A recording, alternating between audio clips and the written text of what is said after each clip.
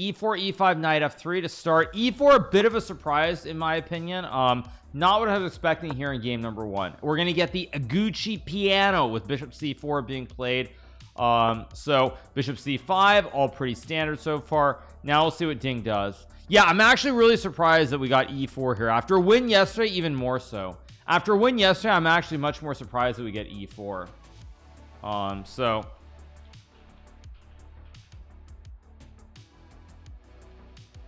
yeah, I'm surprised that we get e4 here. I am really surprised. Ding should not want a quick draw here, by the way. Ding should want a very long grindy game. You said you could appear on take. I believe that is going to be tomorrow morning. Tomorrow morning, if I'm not mistaken. We'll be live here on Kick and we'll do it. Okay, we get d3, all normal, probably knight f6, I assume.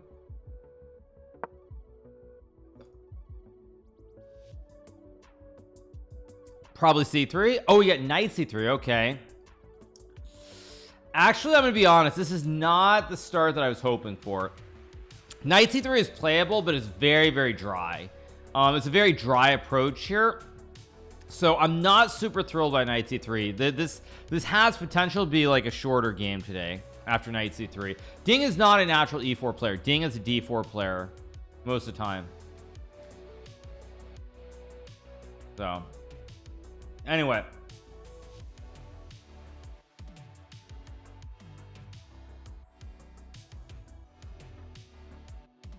Ding probably wants to press not to let Gukesh be comfortable. I mean, I feel like in this game, Ding, after the win, he should probably take a chance. I'm going to take a nap before Title Tuesday. Yeah, what we're going to do today is we're going to, of course, cover the game here on Kick. I will do my recap after the game. I will go to bed for a little bit, and then I'll come back with the restream on Twitch and X around like 10:30, 10:45 Eastern. That's what we'll be doing.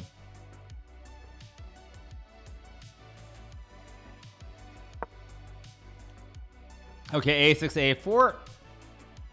I wouldn't say going for a draw, but it's definitely, this is one of the drier ways of playing the Gucci piano with knight c3. What if the game goes more than 5 hours? Well, then I guess I'll deal with it when that happens. I'll deal with it when that happens. Then I might have to do at least early Title Tuesday. But of course I'm gonna play Title Tuesday, you guys. I'm a streamer. Why would I not play Title Tuesday? Actually, no. Title Tuesday, the game would have to go 6 hours for it to be really close. Because it's 4 o'clock, so the game was 6 hours. It's 10 a.m. so I have to do a recap. Takes me about 10:30. So yeah, if it's a 6-hour game, we'll see. But unless it's a 6-hour game, it shouldn't be an issue. So yeah, let's see what Gukesh does. He can play castles, h6 or d6. 3 options here at the start of the game.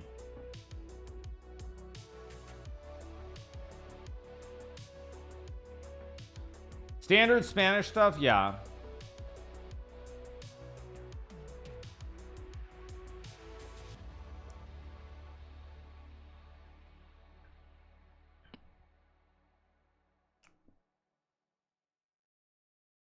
I have Magnus video on YouTube playing you. It got 20k views. Okay, I don't understand what you're talking about, but anyway, any bets? No, but I will check Polymarket, you guys. Let's take a look at Polymarket. Take a look at Polymarket. It's that time of the day. Polymarket, Ding is at 46% chance right now. 46% chance at the moment. Ding's at 46 cents. Let's go back. You can see the order book. Can you actually see the order book? Okay, so someone bet $11,000 on someone bet $11,600 on Ding. $11,000 to make $23,991. Someone bet 16,000. Whoa, wait, did someone buy Ding at okay, so I don't know how this works, but anyway, yeah 11k. That must be me. No, actually, you know what, you guys, I was gonna say that honestly, if I were able to bet, I could have really cleaned it up yesterday. I would have cleaned it up, because as soon as Ding played Queen C4, I would have bet hard, and it was still, I think, sub 30 cents at that point. I probably just bet like 25 grand. I would have cleaned it up yesterday. So so that I think is a good example of why betting, a little bit skeptical how much you can really do it. Okay, Gukesh thinking, not a good sign, actually. Not the greatest sign in the world that Gukesh is thinking here.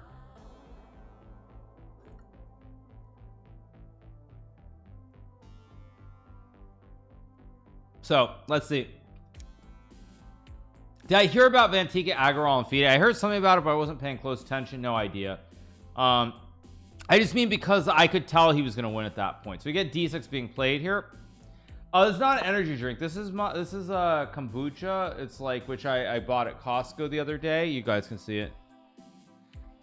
It's called Cove. It came in a pack of 10 at Costco, so I don't know. It looked decent, so why not? Also, for everybody who's watching, big shout out to my moderators who are, I believe, all here. It is it's very early in the morning. It's 4:06 a.m. and they're here to watch the game just like everybody else. So big shout out. Trompovsky in a world championship would be first, and then cool. Cagnes Marlson played it against Sergei Karyakin in 2016, so it has happened. It's going to be a draw. I'm going to be honest. I mean, it could be, but it's still very early. Let's see what we get. Does Hikaru buy every Costco product? No, but Costco it's pretty good. You buy in bulk and it's relatively cheap. So I mean, I don't know why that's a big deal to you guys. I mean, sure, you know, it reminds me, like, it's like I saw this Wall Street Bets post yesterday, because it's one of the very few Reddits that I go to, and I saw somebody basically turned $1,000 into $1 million, and now they've lost like 750,000 of it right back in the last day or two. Of course, they made it all on MicroStrategy, but yeah, it's like one of those things where yeah, like it's better to save your money.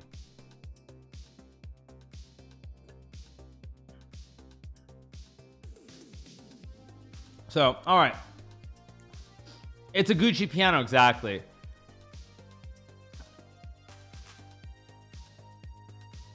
So let's see what Gukesh is going to do here.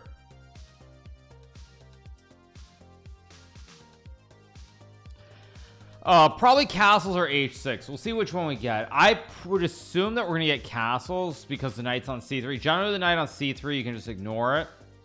But I think we'll get knights. We'll get h6 or castle, one of the two.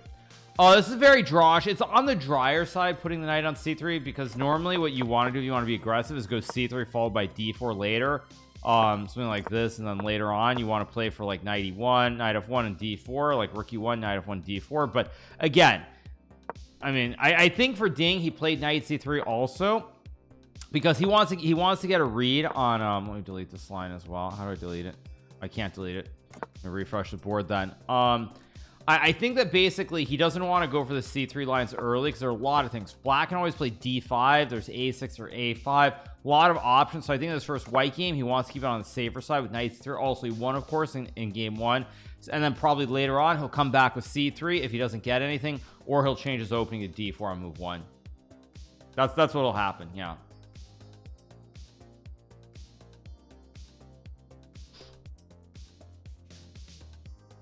So anyway, you guys, yeah, so I forget what I was saying. I was saying something. I was saying something, but I forget what. Hikaru, do you find it weird that chess is 100 engineers but worse than Elite Chess 1 engineer? Thank you for the question. I don't know. I'm not a programmer, so I don't know how all that works. How did sleep go? Sleep was fine, but sleep went fine, but I didn't get enough. I only got about 6 hours.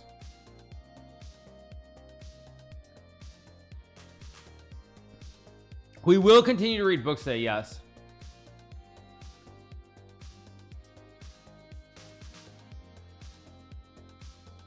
We will tweet. Not tweet, sorry, not will tweet. I'm losing my mind. You guys are asking me some question. I don't know. Sorry, I'm losing my mind. I'm actually losing my mind. It's early. Sorry, I'm losing my mind.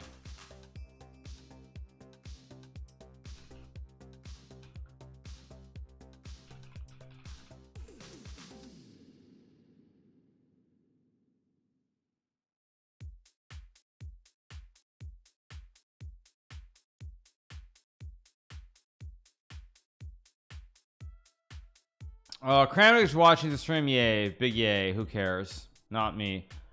Show the camel like chess base India. Thank you guys. Thank you. Thank you.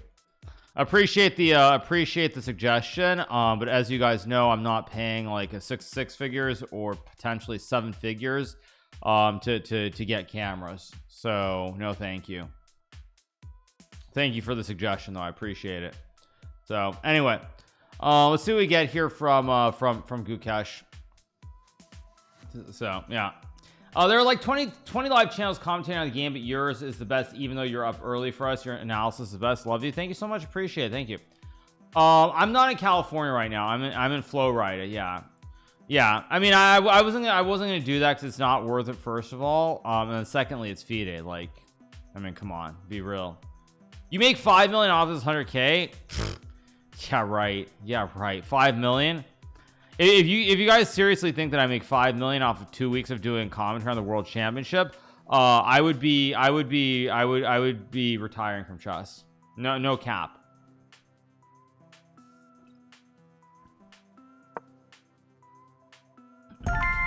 Yeah, we got H6. Did Google fix yesterday's mistake? Don't know, don't care.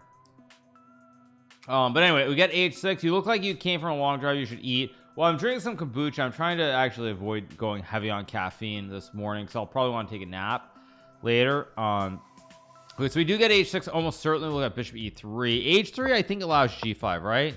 Oh, maybe H3 is still okay, but G5 G4 gets risky, so probably we'll get Bishop E3 is my prediction.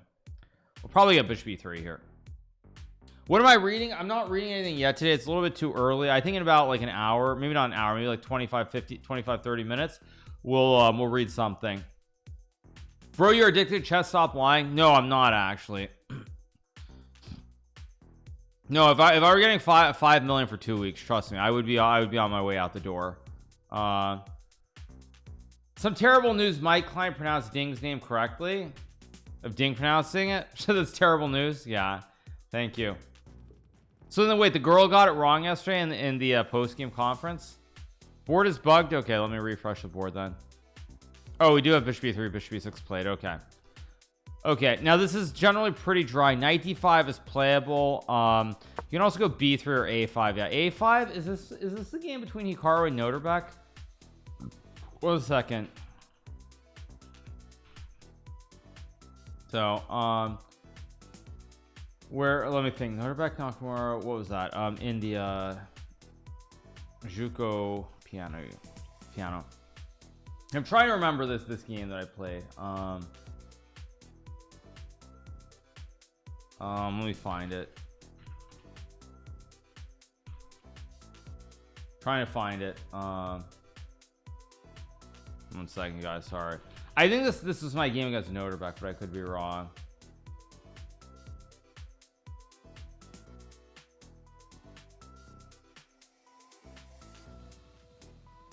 I don't see it right off.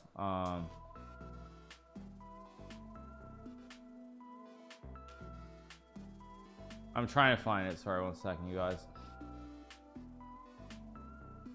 No, I played 2022 maybe. All my years blend together. No, I believe I won that event, but I was lucky to win the game. I was in trouble in that game. I'm trying to see if I can find the game. Noterbeck. Yeah, there's this Gucci piano game.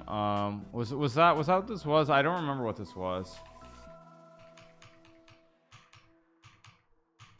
Okay, so I traded on E3, but he did go A5. Yeah, he did go A5 here, so a little bit different but close.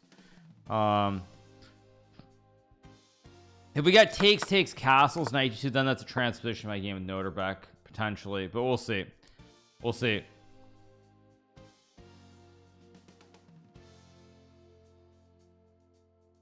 So what would I do after retiring? I actually if I really wanted to, I could just trade. I could trade all day every day basically. I'm not saying I love that, but I could easily do that. So what are my views on the future prodigies? I've been incredibly active actually in the last couple of weeks.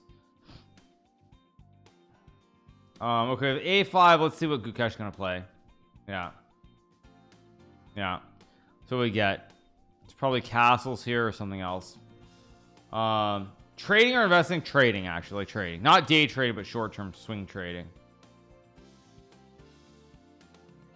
So all right, Ding is still in preparation. Exactly, yes, he's still in preparation. Yes. So yeah.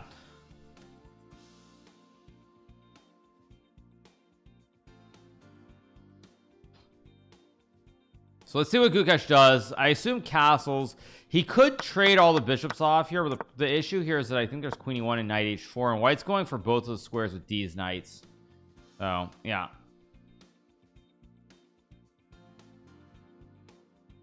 Why does Ding like to push D's pawns? I mean, this is still pretty standard so far. It's pretty standard.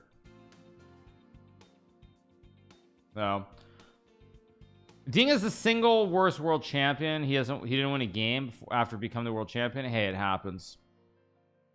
Stop hating. Stop hating.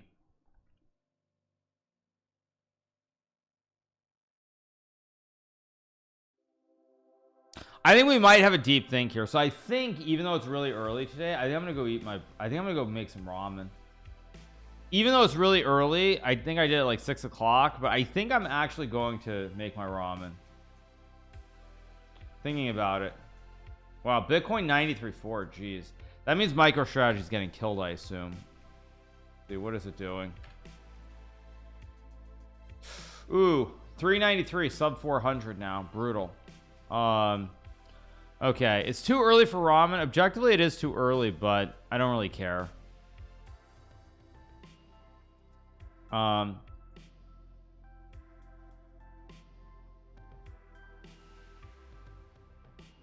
Do I trade in options? Of course I do. MicroStrategy, the Bitcoin stock. But anyway, okay, it looks like Gukesh didn't think here. This is obviously good for Ding. So yeah, let's keep going. Waiting for a move here. Waiting for a move. It's never early for ramen. Yeah, I think I'm gonna go make some ramen and I'll be back in a second. It's still really early too, so yeah, I'm gonna go make some ramen. I'll be back in a second, you guys.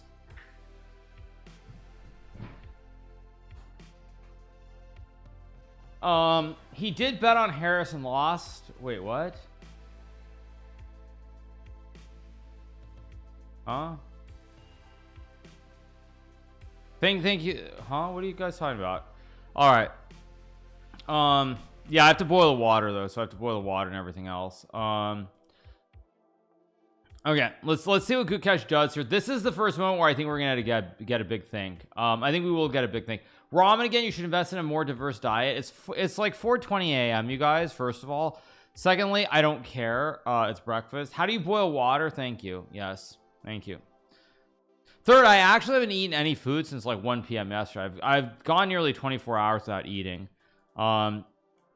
Like I tried to order some Chipotle yesterday. So I ate some Chipotle, but it did not sit well with my stomach. I didn't eat the rest of the day, and then I went to bed at 10 o'clock. So it is what it is.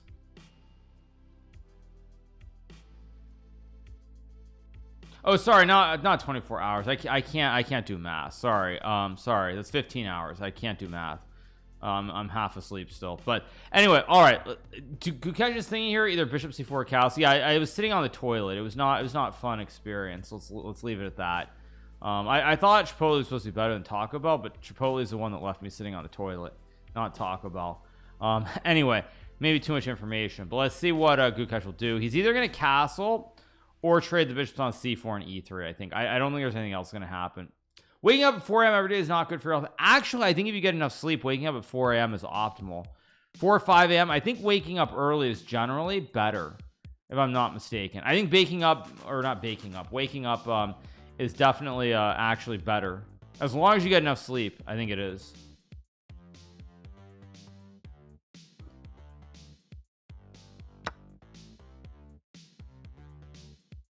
Baking up is for college. Okay. Yeah, if he trades all the pieces. Yeah, Ding has weird pawns, 2 sets of double stacks, but his knights are much better, and the pawn actually covers some critical squares here. So this actually I think is better for white potentially if we get the double trade, but we'll see if we get the double trade or not. So yeah, I don't know if we will or we won't. Nice hair, thank you as always, appreciate it. Yeah, thank you. Do I think Ding was acting weak? No, I don't think Ding is acting weak on purpose, not at all. Yeah, so we get takes. I assume we'll get the trade. Bishop b4 is interesting, but considering considering that Ding is in prep, this seems a little bit risky to go for this. This might be okay for black, by the way, but it's a little bit risky since Ding is in prep. There's no way this isn't prep.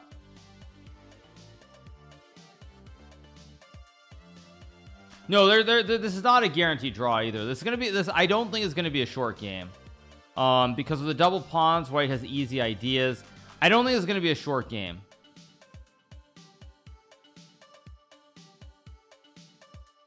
You guys are asking, I play the World Rapid and Blitzer. I would say more likely than not, but not a guarantee based on a lot of stuff FIDE has done lately.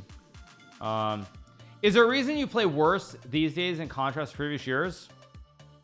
You're joking, right? I think actually my classical chess is better than almost any other time that I played. So I think you're trolling. I think you're trolling, actually. My FIDE rating is over 2,800. I think you're trolling. I think you're trolling. Yeah, I think you're trolling. I mean, yeah, so. Okay. So Gukesh has the option to play bishop b4, bishop takes e3. Let's see what we get here. How do you rate your current strength? I think classical action is probably my favorite. Originally, yeah, that was my plan too, but FIDE is acting like idiots. They have a lot of issues, and they're trying to squeeze people on all the cameras and everything else, and I'm a little bit fed up with all of it. So I would say still more likely than not, but not a guarantee at all. Not a guarantee at all. So anyway. Would I ever coach my Elden years? Possibly. More unlikely than not, but it's possible. So, all right. Let's see what we got. Freestyle, I mean, freestyle I'm looking forward to a lot, actually. I think freestyle is a great idea. I mean, the market will decide whether it's actually viable long term, but it's something different, so I'm actually looking forward to that. So okay, let's see what we get in this position from Gukesh. Oh right, my water's probably boiled, so I'm gonna go get my I'm gonna go get my ramen. Sorry, 1 second.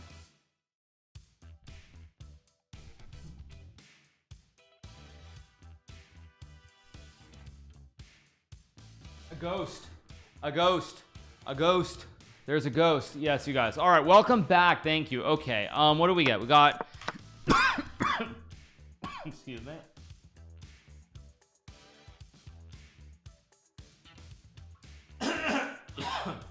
Sorry, I just came back too fast. And we got takes. I should smoke less. Yeah, thank you. I don't smoke. Appreciate it. Takes b3 is played here. Let's see. I didn't inhale a noodle, but I do my food here. I can't show it obviously because then it'll tip over and that won't go well. But so be it. Anyway, all right, so we have b3 being played. Apparently white is actually already a little bit better in this game, surprisingly, according to the computer. But I would say objectively, because of the symmetry here, it is fairly drawish. Do I have some noodles? Yeah, I have some chicken in here. I've got some chicken.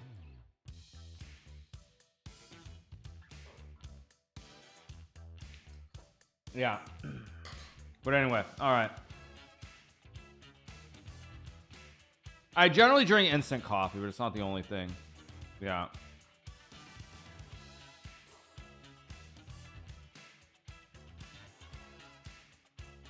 All right, guys. Okay.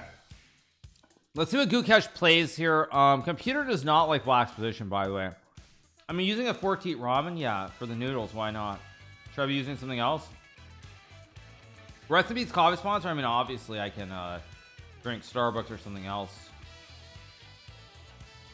I have done tea, but normally I do I have done tea.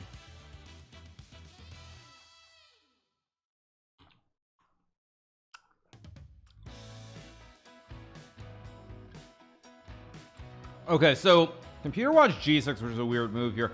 I'm gonna be honest, I don't like I don't like Gukesh's position. I think Gukesh is going to try to trade probably. Something like trade to knight d4. This apparently is bad though after knight e5, surprisingly. This is actually bad? Wow, really? Surprising. Surprising.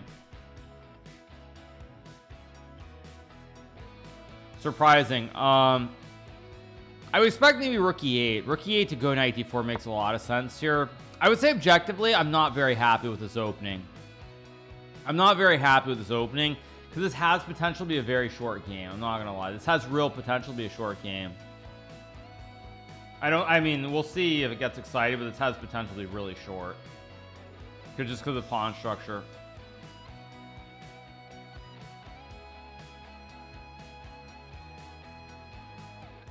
The endgame that looks so much like a draw. Yeah, I mean, it's very symmetrical. It's very dry.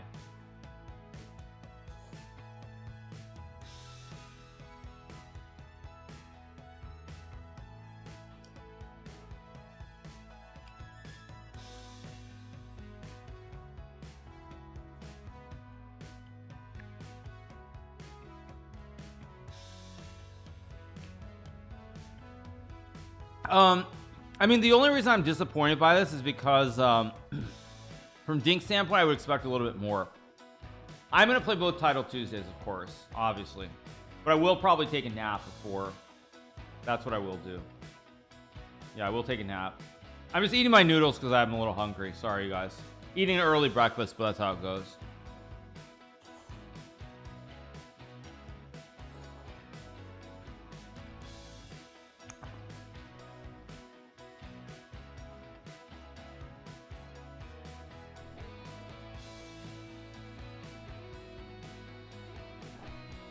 Undercooked or overcooked? I mean, I just like noodles cooked, but I don't know what the question is. But are you talking about whether you want it like al dente or something else? I don't know. No, this is the Costco Tokyo style ramen.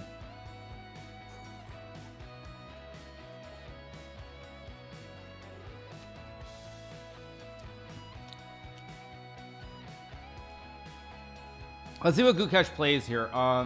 Gukesh is thinking, I expect rook e8. Or queen d1. Maybe queen d1, rook d1, then rook e8, knight d4. Although this apparently is also good for white. After f3, knight d3. Interesting.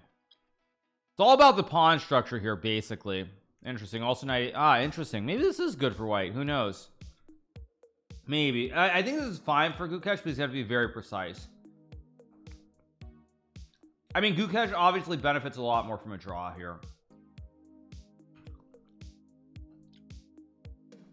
Players Lounge looks pathetic. It is what it is.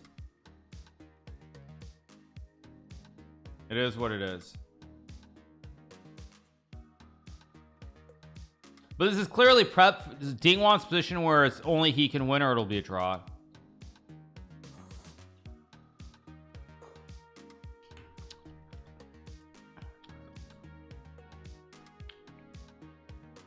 So, all right. I look at FIDE cam. I do have it open. Yeah, I do have it open. Yeah, I'm not really looking at it super closely, but I do have it there. Yeah.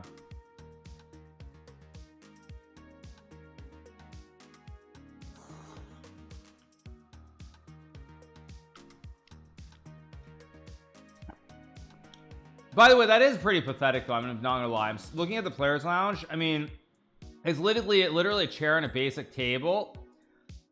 And they're probably like a handful of snacks, but it looks really really basic. Yeah, it looks really basic. So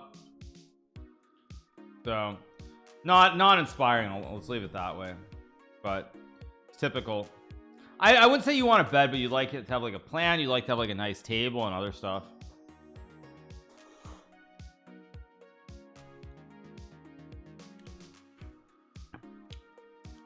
Okay.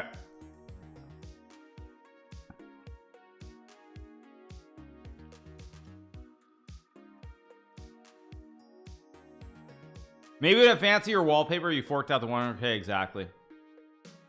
Yeah. Maybe. You never know. Maybe. All right. Waiting for a move here. Yeah, Gukesh is thinking. It's too early to read, by the way. I'm not going to read.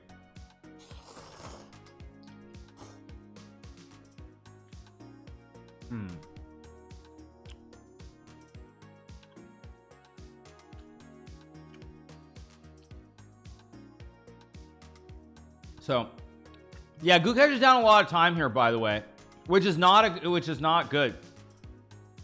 Mainly just because this is a position that for Ding should be a lot easier to play.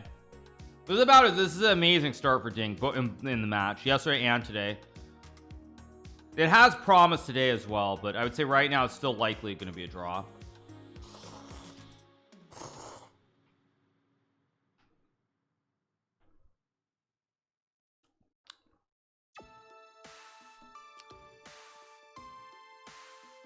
But I would say right now, I give a small pull to Ding in this game. Small pull. How's Polymarket? Okay, let's take a look. Polymarket right now, my scroll wheel is broken. I guess I'll highlight. Ding is up to 50 cents. See, this is crazy. So Ding's chance up to 50 cents, which is also insane. It goes to 50 cents on nothing. Like this game, nothing has changed fundamentally yet. Stop slurping. I'm sorry. It's my stream. I'll do what I want to do, and I'm hungry. Hungry man's got to eat.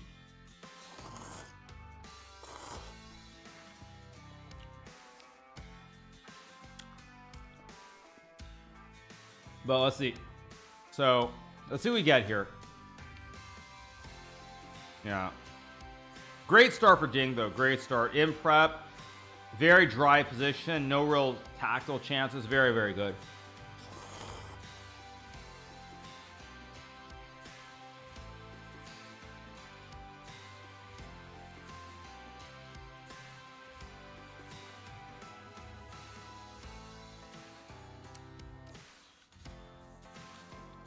Yeah, it's not a good start.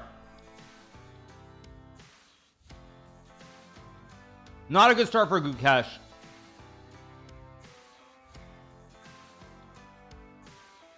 Gukesh is thinking here. Yeah, I mean, idea how to make chess interesting. When players' time runs out, they fall into a giant tank of water like American Ninja Warrior. Interesting. I don't like Queen D1 here, by the way. This is probably the best move, but I don't like it. We got takes. Rook E8. There's also 91 again with F3, and then you go after the juicer on C5.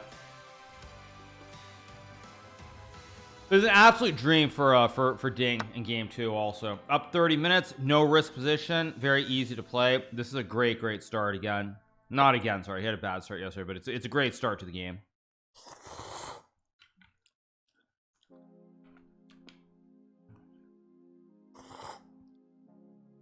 But that being said, Computer Watts 91, how much better is this? Takes Rook D8. Is this actually better?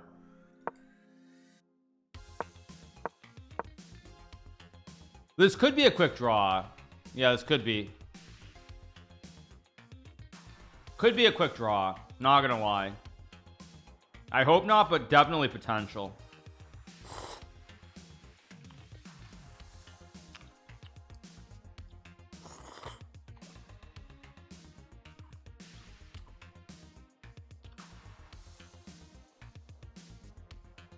So, am I eating spaghetti? No, I'm eating ramen, you guys. This could be a very quick game, though. Not gonna lie. Can someone in chat tell me, is there a no draw rule before like 30 moves, or can they make a draw whenever they want?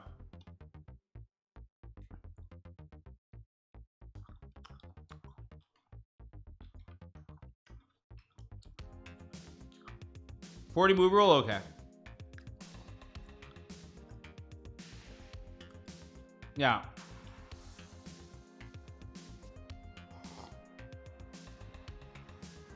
Quick time because I don't want to miss out on Title Tuesday. Definitely possible, yeah. Definitely possible.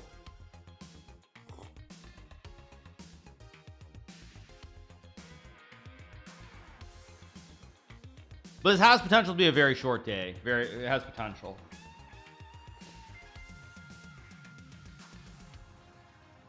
Let's see if Ding is back at the board. So if Ding's back at the board and this is not something he's looked at, then this is very likely going to be a draw. I'm eating ramen, but I'm slurping the broth. Yeah.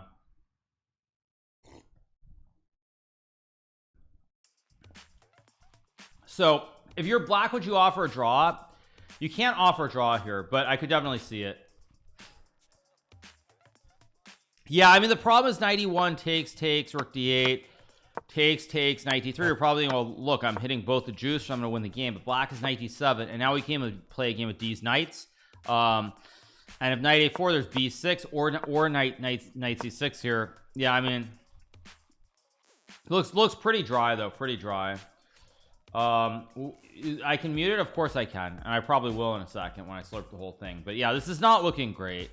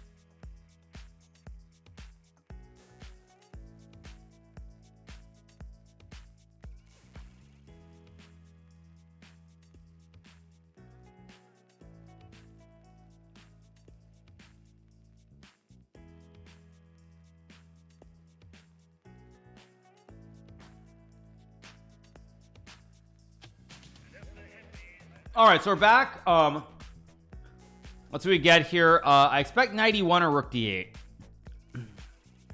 That's what I expect. I think 91 is more likely. Am I better than both? I mean, I don't know. I don't think that's really a fair question to ask. I'm not in the match.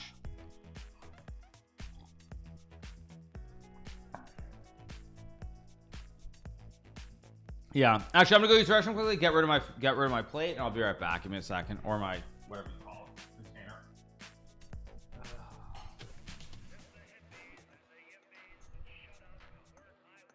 No moves yet, right? No moves. Yeah.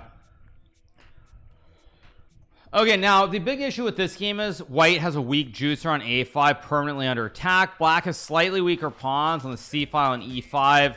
Very positional game here. So let's see what we get. If the match ends early in a draw, like let's say they draw in like next 30-60 minutes, I will obviously do my recap and I'll just go to bed for a few hours before Title Tuesday. Yeah, that's the plan.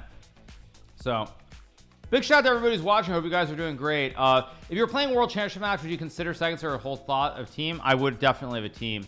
You know what's that? No, I don't have a cold. It's that I say something that's really hot, and it just clear up my sinus, not sinuses, but clear my nose. So anyway, what was I saying? I was saying something. What was I saying? I forget what I was saying. What was I was saying something. I completely lost my train of thought. Oh, team for the World Championship. Yeah, what I was gonna say is actually, you know what's really sad about me not being able to play is that I totally would make a quick draw in a World Championship game just to make sure that I could play Title Tuesday. That's the only thing that's really sad, is that, like, that's the one thing that could only occur if I played a World Championship versus anybody else. Is I would make a quick draw to play Title Tuesday and stream it. Nobody else in a World Championship match is gonna actually like stream in the middle of an event. Yeah, I would stream Title Tuesday. I would, absolutely. Deanna says it could be a 7-move torture session. Depends on the next 4 to 5 moves. Either Ding is going to play a couple of moves and Gukesh is going to react correctly or incorrectly. If Gukesh is incorrect, then yes, we will have a very long game. If Gukesh reacts correctly, it'll probably be a draw pretty quickly, I would guess. I mean, that's what it really hinges upon. Yatzer would be so mad at you stream Title Tuesday. I would, yeah. I would. Doesn't World Championship elude you to the same extent? No, not at all. Because in my career since I started streaming, I've actually played 2 candidates. Why do I keep swallowing wrong this morning? I keep swallowing wrong. But yeah, I was gonna say that I would disagree with that primarily because prior to streaming, I made the candidates one time and I bombed it. I didn't even come close to one time I played the candidates in 2016.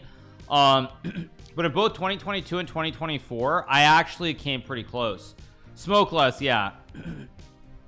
Thank you, guys. I don't smoke. Okay, thank you. But what I was saying is that basically I would make the opposite argument that I came much closer the last 2 times than I did the one time I played as a pro player. So that's why that's why I would say that that's a weird take, because I would say my performances and the candidates are much better. I also would say, for anyone who's wondering, I think that because of my performance in the candidates the last 2 times, my career is going to look a lot better than it would have if not for that as a player. Streamer, everything else aside, if not for my performance the last 2 candidates, I think my career in terms of ranking, I would be much lower than I'm going to probably go down just because the last 2 times I played very well.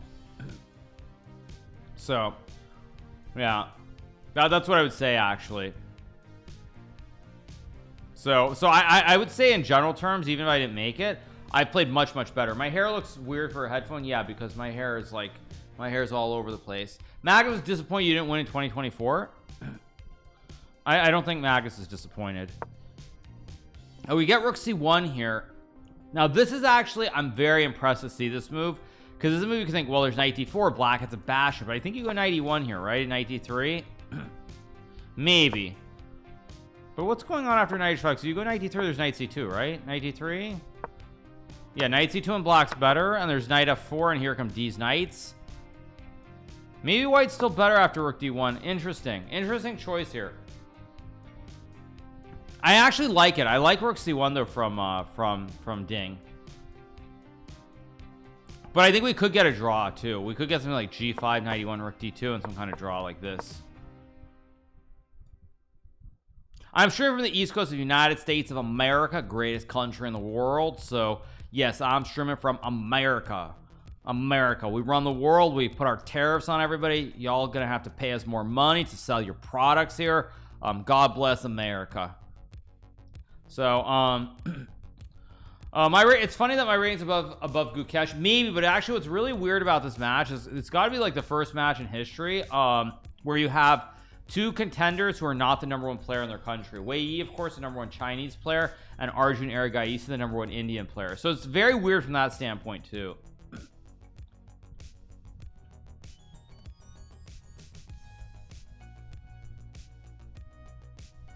But anyway, imagine you playing instead of Gukesh and you draw quickly and play Title Tuesday. Of course, and I totally would do that. That's what's really sad. Did I watch Kai Cenat and Ludwig? No, I didn't. So I didn't. Maybe I should have, but I didn't. I mean, I don't really watch streams that much when I'm not streaming myself these days.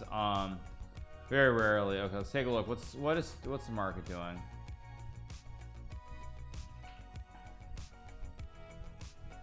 Tesla's up 1%. That's a good sign.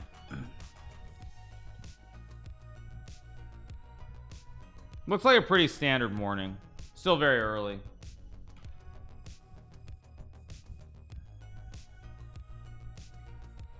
So, did I watch XUC and Drake? I did not. No, I saw a clip or two, but I didn't watch it. The idea behind rook c1 is that white wants to go knight e1 and knight d3, but it's weird because also if that's the, oh no, actually he didn't have a choice because he took. I'm gonna be honest. I don't think we're gonna get an instant draw here. I think this game is gonna go on for a while. I don't think it's gonna be instant, and I also want to say that I think Ding is gonna get chances. I think it's a great opening choice from Ding. Great opening choice. XUC versus Drake, what was the thing? They were doing something. I think they were doing Gamba, if I'm not mistaken. PewDiePie I have watched, but probably not for the better part of a decade. So. But it is what it is. It is what it is.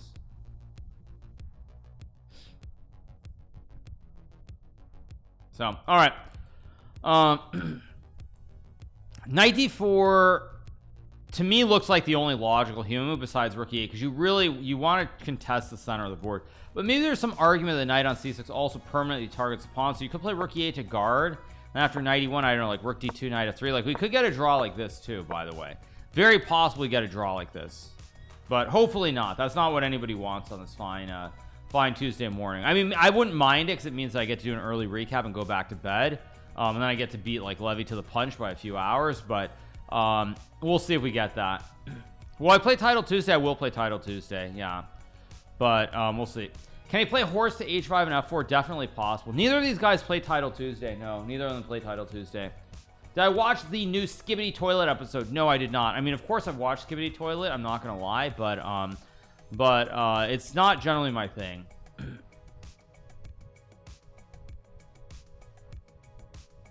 I like the choice from Ding though. It's very, very little risk and only upside potentially.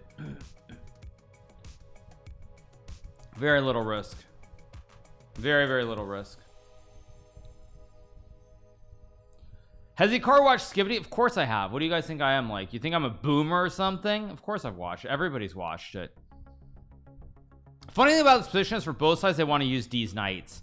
So for example, one of the issues Ding has, he'd love to go knight d5 here, but he can't because he loses e4. And for Gukesh is saying he wants to go knight d4, but then he loses e5. So although here there is rook e8 and knight e4, so maybe not so clear, but we'll see. D's what? D's what? D's knights.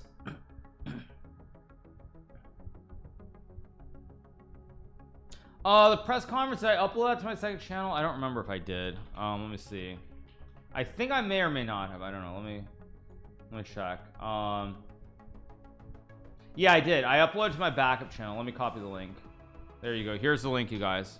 There's the link if you want to watch it. It's on my backup channel. It's on More GMHikaru, my second YouTube channel. So that's where it is. Yeah, no, that's not on my main channel. It's on my backup channel. By the way, it's pretty amazing. Even though I don't do a ton of stuff, still I think I've got like 210,000 subscribers on my More GMHikaru channel. Also, for anybody who's wondering, we're giving away 100.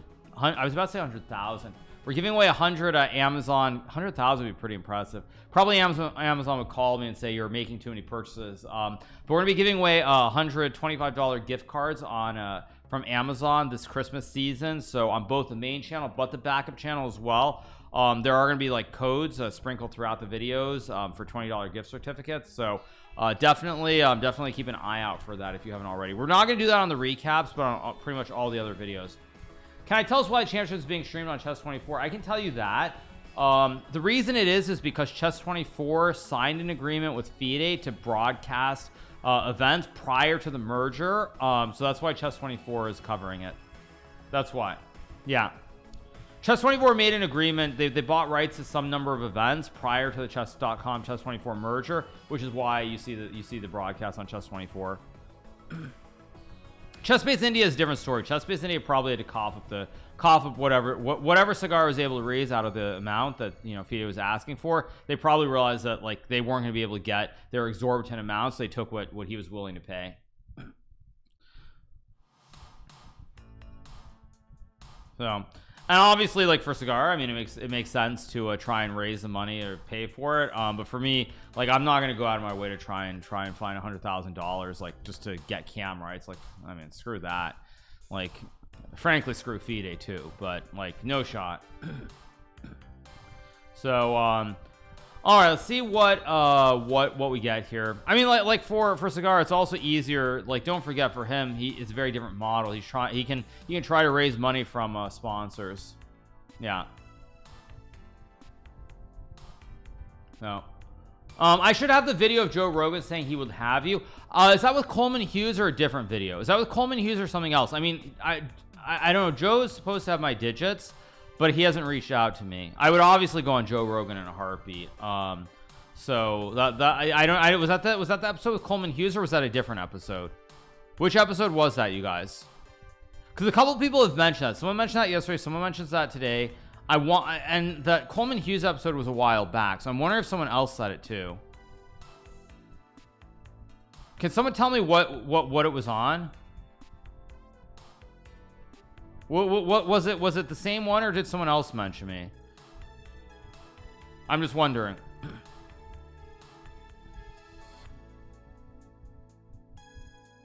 So anyway, let's see what Gukesh plays here. I would have to do stand-up comedy to go on Joe Rogan. Okay, thank you guys.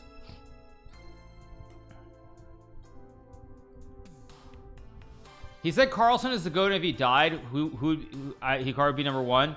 Was that Coleman Hughes or was it someone else? Like no one's really saying a whole lot. This position is a little bit unpleasant for Gukesh. Obviously for a computer, like okay, it's zeros, but yeah, this is a little bit unpleasant. I'm not gonna lie. I don't love Gukesh's position here for many reasons. First of all, he lost game 1. Secondly, he's down 30 minutes on the clock. Third, Ding is still mostly in preparation, I think here. And fourth, it's a position with no risk for Ding either. So I'm gonna be honest.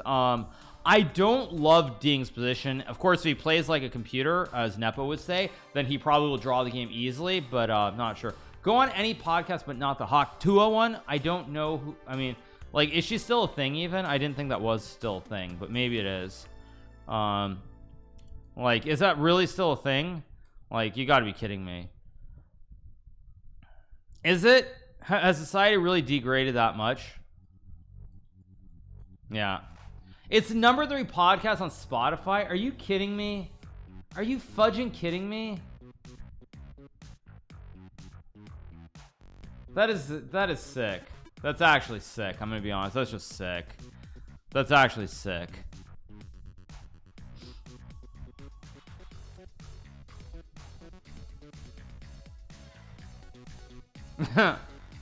That's sick. That's sick. All right.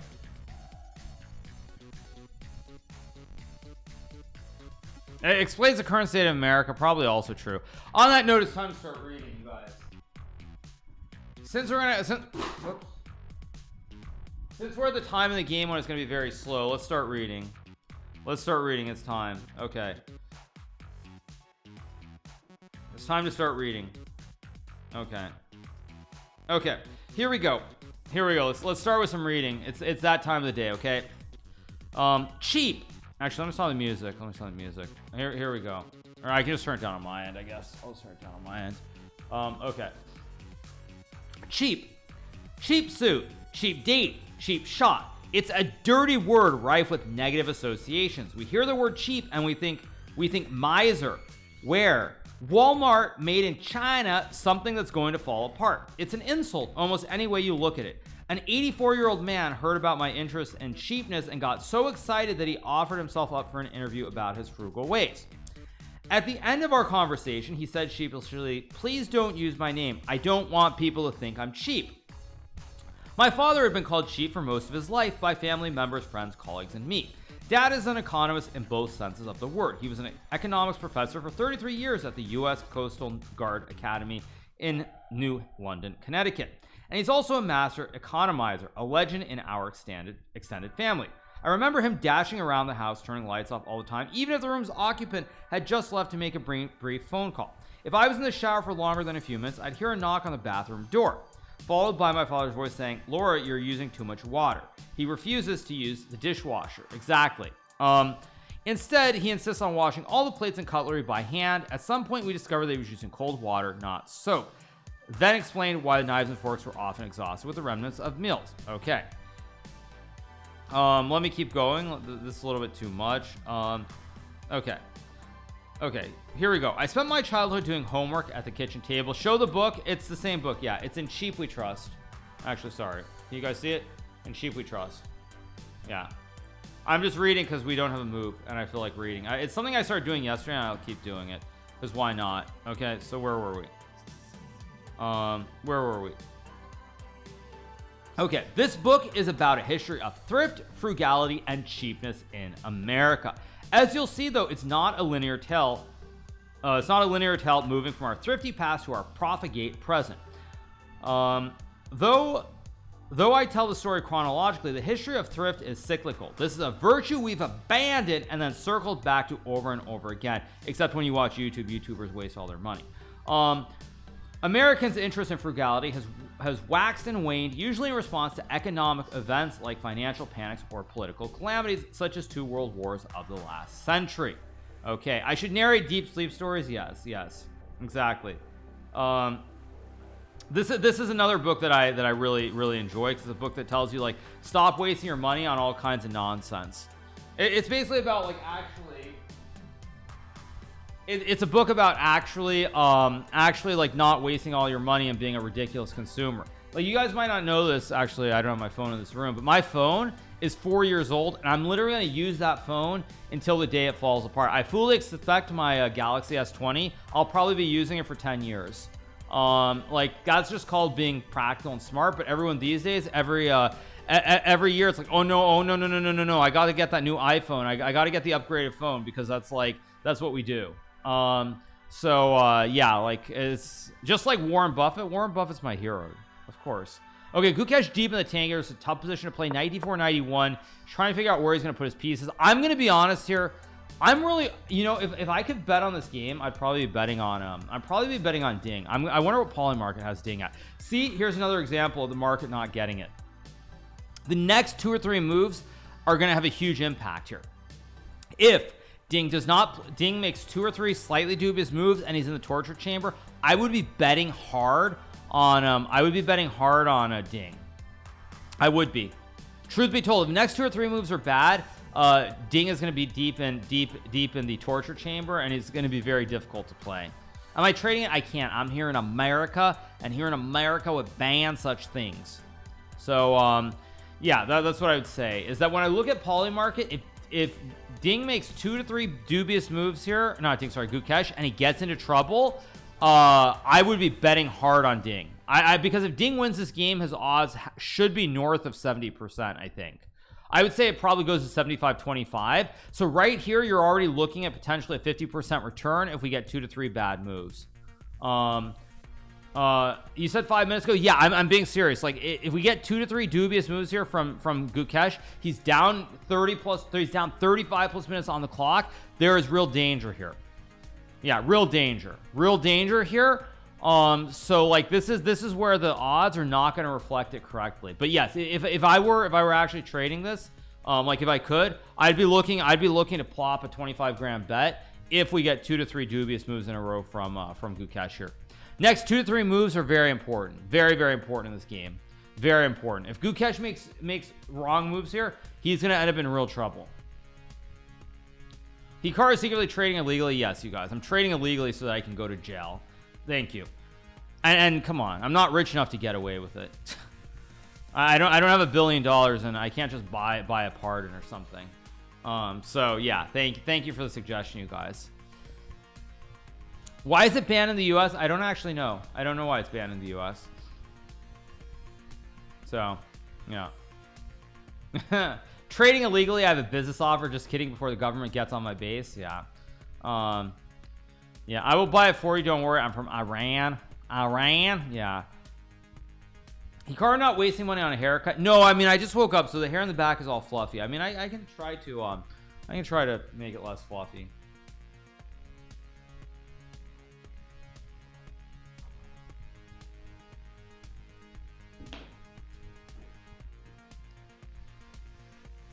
Iran, so uncultured. Of course I know it's Iran, you guys, but thank you for that. Here in America, though, we like to pronounce words our own way, because it's our way or the highway. We're the greatest country in the world, and everybody has to listen to what we say. So I mean, that's why I make the joke all the time. For anyone who's wondering, of course I know how to pronounce words. You think I don't know? I love the number of times I say fianchetto, and then in a YouTube video, someone's like, "It's not fianchetto. This guy doesn't know what he's talking about. It's fianchetto." The number of times I've seen that, or of course en peasant, which of course is en passant, or en passant, I should say, to be very, very precise. Like, and the number of comments I've seen about that, it's like really funny that people don't realize that I'm that I do it on purpose. Yeah. Please read Genghis Khan. No. No, you know what I should read since Ding is so long? I should read Sherlock Holmes.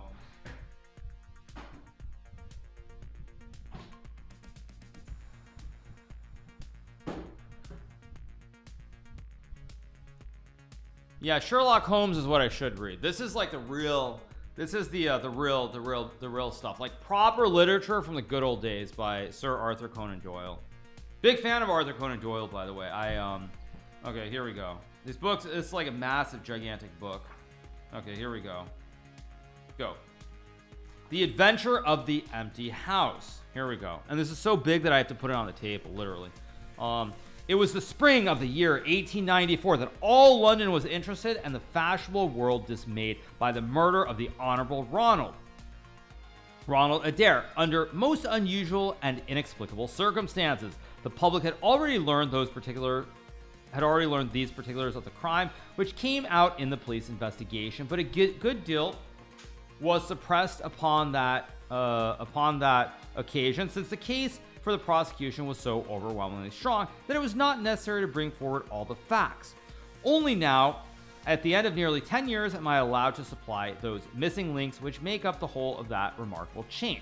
The crime was of interest in itself, but that interest was as nothing to me compared to the inconceivable sequel which afforded me the greatest shock and surprise of any event in my adventurous life. Even now, after this long interval, I find myself thrilling as I think of it and feeling once more that sudden fleet of joy, amazement, and incredulity which utterly submerged in my mind. Let me say that to the public. We got to move. Let me refresh the board. We didn't get a move. Nope, no moves. Okay. Incredulity, which has shown some interest in these glimpses, which I have occasionally given the thought and actions of a very remarkable man named Sherlock Holmes. It can be imagined that my close intimacy with Sherlock Holmes had interested me deeply in crime, and that after his disappearance, I never failed to read with care and the various problems which came before the public. This, of course, by the way, for everybody who's a big fan of Sherlock Holmes, I don't even know if people read Sherlock Holmes anymore, even though they should. This is about the return of Sherlock Holmes after the whole like Moriarty, Sherlock AU Hikaru edition is happening. Oh, this is Sherlock Holmes. This is Sherlock Holmes. This is a very old edition, but I read this cover to cover back in the day. You guys can see it. It's Sherlock Holmes, yeah.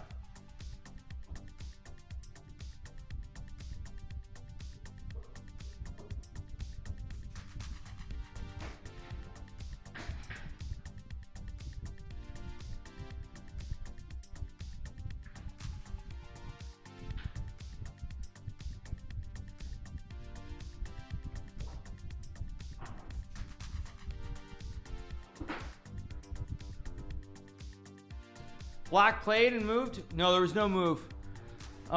Favorite book? I know your favorite character of all time is Kaladin. Yes, the Stormlight Archives, of course. Thank you. Yeah, thank you. Yeah, I mean, this is probably the thing that I try to read every so often. This is the best of the best.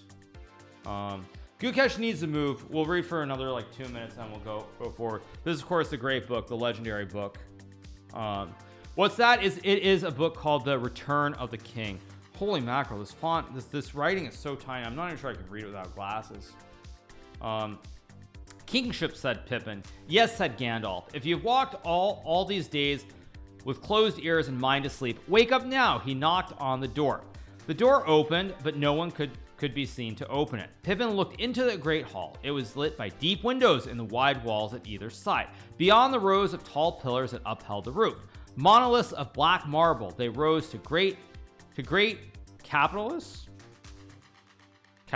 carved in many strange figures of beasts and leaves. Do we have a move here, by the way? We still have no move, right? We still have no move.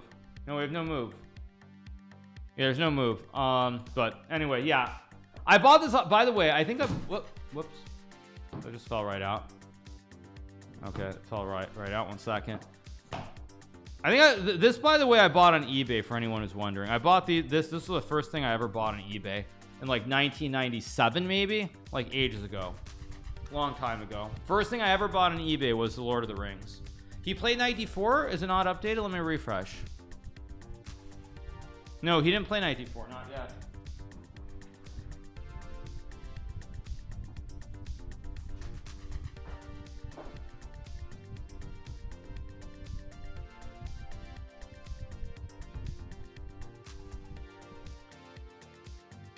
All right, jokes aside, let's get back to the game.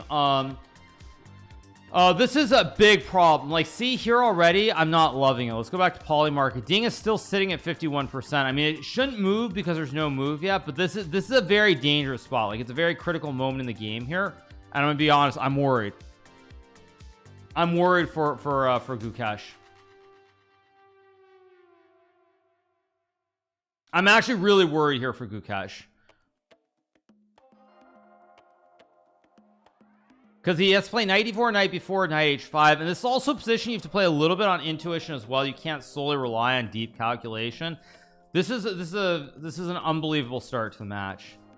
If you told me like 3 days ago that Gukesh was going to lose game 1 and be in real trouble in game 2 out of the opening, I would have told you you must be joking. What are things you never cheap out on?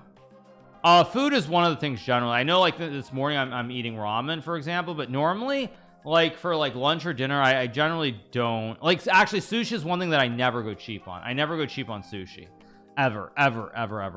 Maybe I'll order some sushi for lunch, but yeah, sushi is one thing that I never go cheap on. So okay, this is terrible. By the way, I love that the best computer move is the very mysterious move H5.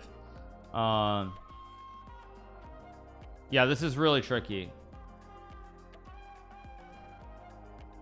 I'm actually really worried here. I'm really worried for Gukesh. I'm not gonna lie. I'm really worried here. This is dangerous. Like knight h5 is a move here, but knight h5, knight d5, and white gets the bastion here. It's also a bit of a triangle. There's no diamond hands, no pawn on d3, but this is great for white. Knight d4, knight e1, followed by knight d3 looks scary too.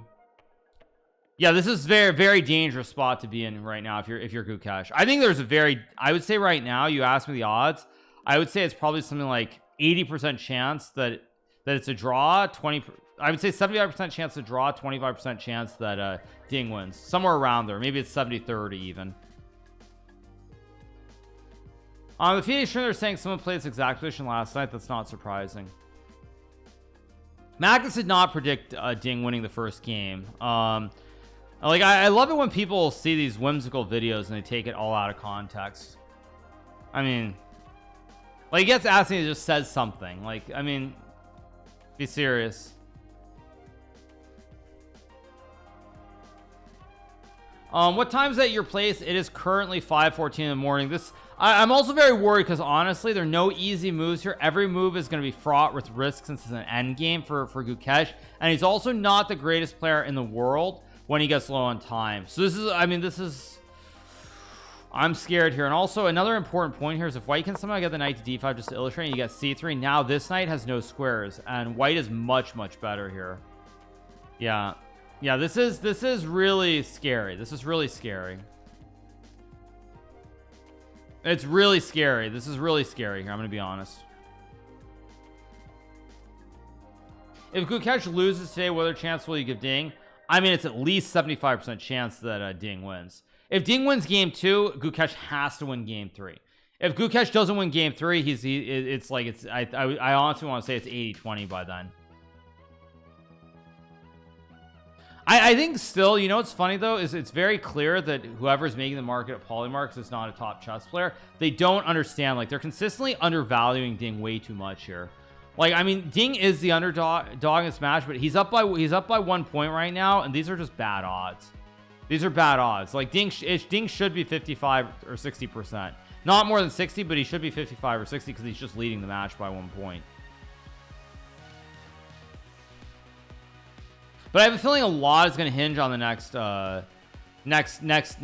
hour, and then also game 3 is going to be very critical. If we get through game 3 and Ding has not lost a game yet, I think Ding's chances improve tremendously. I don't know what Gukesh is calculating here, but this really speaks to what I was saying about Gukesh, that he's someone who he relies much more on pure calculations and intuition. Okay, we get knight d4. I assume we'll get knight e1 here. King f1 is playable. King f1 is playable, or knight e1, both moves. Now, if Ding moves knight e1 quickly, I'm going to start to be really worried.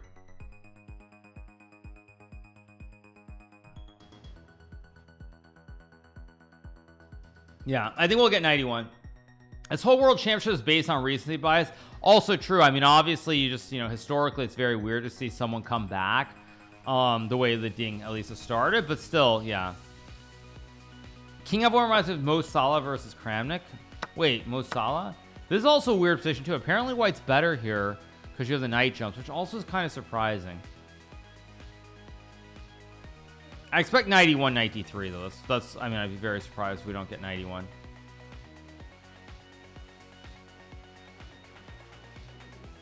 Anything but knight e1. Oh, Salem Saleh. Okay.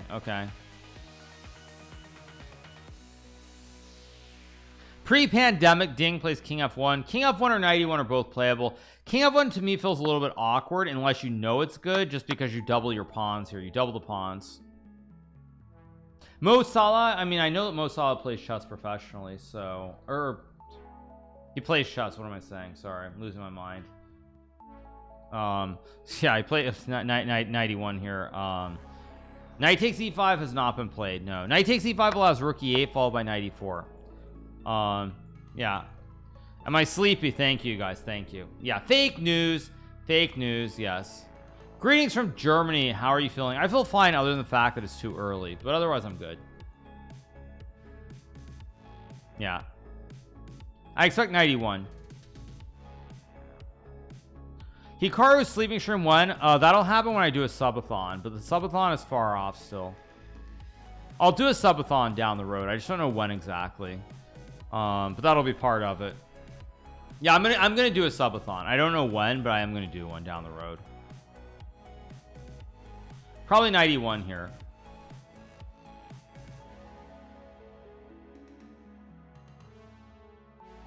That's dedication. Wake up at 5 a.m. I mean, I'm a hard worker, you guys, so I do what I can. Yeah, I've never done a subathon. No, I've done 2 24-hour streams. I've done 2 24-hour streams, but I've never done a subathon or a mafia-thon. I will definitely stream both Title Tuesdays. So for everybody who's wondering what the plan is, we're going to cover this game. I'll make my recap, and then I'm going to go back to bed. I look angry. Oh, okay. But I'm going to basically cover this game, do my recap, and then we're going to do the early Title Tuesday on Twitch and X, and we'll do the late Title Tuesday on Kick. Why am I so angry? Yes, I'm angry. Thank you. Yeah. Rolls out of bed, eats ramen, watches the game, TV. Guys, I'm a hard worker. Well, getting up at 4 a.m. like, I mean, I'm very proud of myself, like, that I still can find the motivation to do that. Because it'd be very easy to be like, ah, whatever, who cares? It doesn't matter. You know, just show up whenever, just do whatever. But yeah. Yeah. Bakers wake up at 3 a.m. maybe. Yeah. Yeah. I think 91 is what I expect. But King F1 is not a crazy move either. But I think 91's a move that makes sense. I expect 91.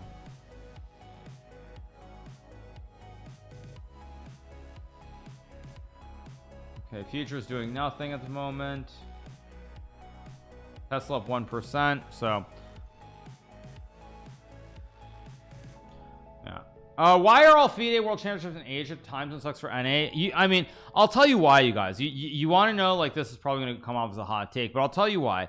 The reason is because a lot of these events simply cost too much money now. Like, basically the cost of organizing events has ballooned tremendously. So all these events are much more expensive than they used to be. And on top of that, FIDE is unable to ever find sponsors who are not basically not former, I should say, but basically people who are connected to Russia in general. It feels like a lot of their sponsorship comes from that part of the world. So because they're unable to find Western sponsors, and the prices are ballooning of all these events, that's the reason. Like the price to hold a chess Olympiad is something like $18 million. And at this point in time, $18 million is a lot of money. And you're really only be able to find Eastern governments that are willing to put up that kind of money. So like, I mean, it's 18 million to do that. The world championship is, I think, 10 million or around there. So like it's a lot of money. It's a lot of money. Google is in charge of the broadcast, you guys. I think people are well, I mean, I don't know, maybe I shouldn't say it, but I'll say, maybe I shouldn't say it, but like my understanding of the whole Google situation is that they're very involved with the broadcast and showcasing their products. It's not that they're just like doing a classic sponsorship where they're paying money to have their name on the banner. So let's see what Ding is gonna play in this position. Probably 91 is my guess. But when the price keeps going up over and over and over, and you're unable to get sponsors and you don't adapt to the times, then you're gonna have to go to the places where people are still willing to put money into chess, and that pretty much is you know, the eastern part of the world. Like you'll see like Uzbekistan, Kazakhstan, India with the Olympiad. What else? Like Singapore, for example. Like there are a lot of these places in the East that they value chess much more highly. So yeah, the stream is one big Google AI love fest. Okay, I'm not watching it closely, but I mean, I already told you guys, like, yeah. But that's no one's fault, but yeah, it's FIDE's fault, of course, obviously. But that's really the problem. The prices of organizing these events has gone up more and more over time, and FIDE is not adapted to times. They're not able to find sponsors, and they've sort of caused the whole thing. FIDE World Rapid and Blitz in New York primarily because the main sponsor, or I mean, well, at least as far as I know, the main sponsor is Freedom Finance, which has offices in New York. So let's see what Freedom Finance is, I believe, the main sponsor. Yeah, clicking on Google logo also opens up chess.com browser, not FIDE browser. Wait, what? Really? Are you serious? Oh, that's awesome. That's awesome. Wait, are you serious? Clicking on the Google logo, it'll take you to chess.com, not FIDE. That's, oh man, that's so good. That's so good. So good. Okay. That's hilarious. Okay, so Ding is thinking here. He's up a lot of times, so I'm not surprised that he's thinking. 91 or King F1 are the two moves. 95 allows Rook E8 with 93, 94, and suddenly here comes the fork. I fork you with 92. So we get. Would I still be nervous? I mean, I think it's always, new experiences are always you know what they are. They had a special chess thing on Google. It's great. Yeah.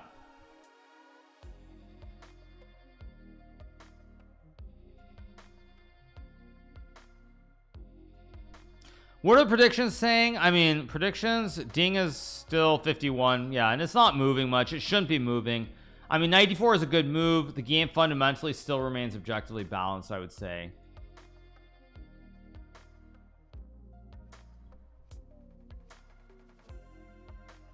I really hope to see you play a world championship one day. Unlikely, but who knows. 91 should be played. Why are we not seeing the players? I already spoke about this. I've already spoken about this. Maybe I'll have the bot come up with a command.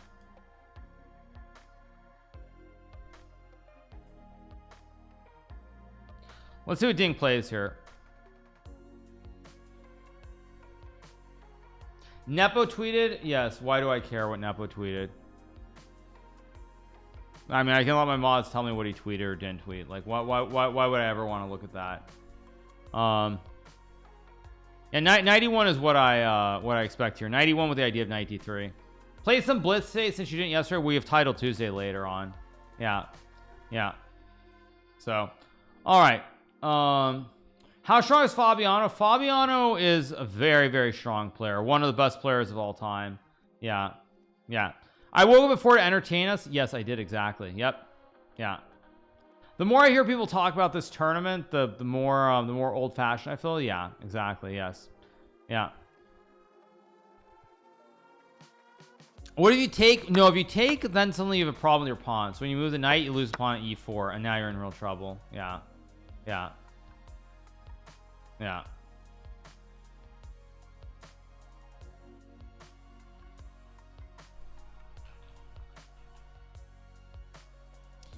So a recap on Fabiano's stream is very good. I'm gonna be honest, you guys.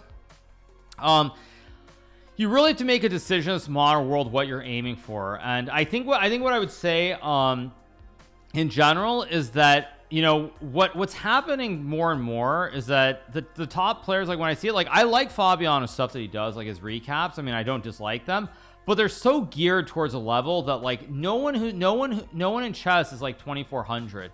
No one in chess is 2400 who's watching on YouTube, and you're really like doing it. I mean, in a way, I mean, I guess like you feel like you're not taking it down a certain level or something, but at the end of the day, when you're making recaps at a level that like literally probably 100 people can understand, it's really not in the spirit of like trying to make YouTube videos. I would say it's not in the spirit. When you do like a 1.5 hour video, like, I mean, someone who's 2400 is going to love it. Obviously someone who's 2500, they're going to love it, make no mistake. I mean, even I can probably watch it and love it because of where I'm at, but like the average person who watches on YouTube, they are not that level. They're beginner players, and you really have to simplify it. And that's something that like I feel like a lot of the top players continue, they're very, very resistant to doing anything along those lines in the long term.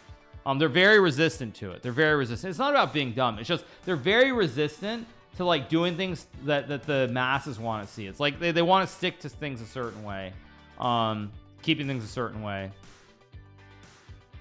He doesn't compromise. I mean, if you want to reach 100 people, sure, that's fine. But in reality, like the masses are not 2,400 players. They aren't. They aren't.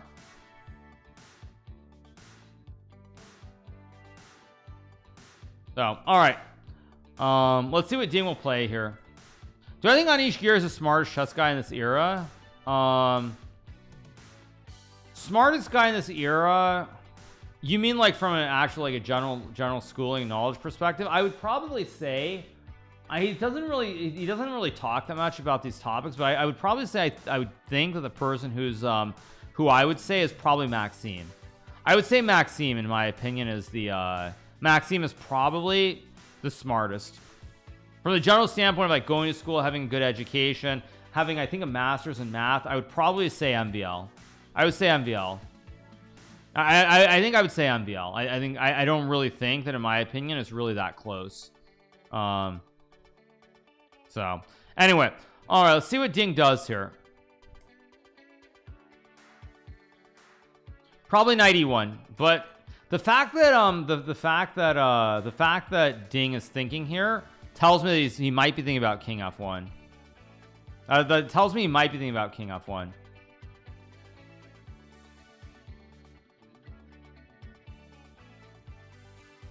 Yeah, King F1, I think is he might be thinking about it here. What do I think in terms of playing chess style? Is your Crypto Knight? I don't know what Crypto Knight means.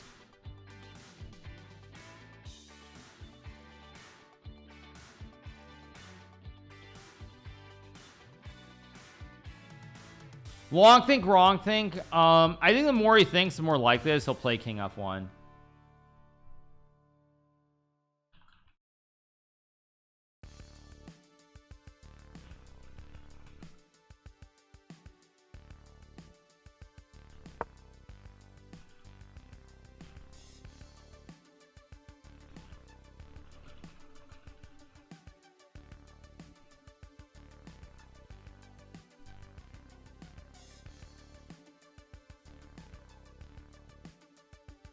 Why do I live stream on YouTube? Because I have a I have a deal with Kick. That's why.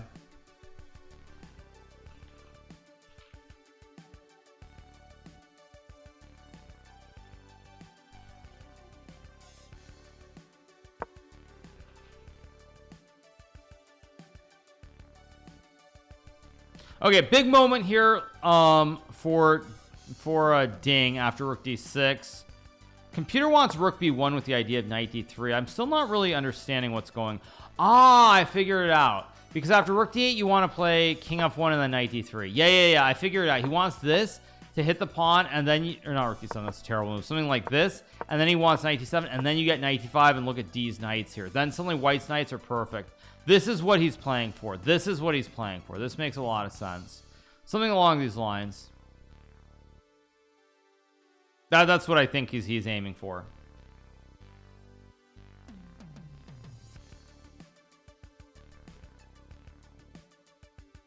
So let's see. That's the idea. It took me 2 seconds. No, but it's about finding the right sequence, and obviously us at home it's much easier. But I think what I would say is that really the issue is you want to go Knight D3, but there's Knight takes C2 or Knight takes B3. So you need to get a position where you can guard the pawn. So just to illustrate this, where now B3 you take, and if Knight C2, then you take on C5, and now you're winning the game. So it's like you need to make sure that you can play Knight 3 without allowing a big tactic, and that's that. Is cooking your dog illegal in the US? Thank you for asking. Okay, let's see what the team will do here. Sorry, I don't know why I read that comment. Sorry. Yeah. Okay.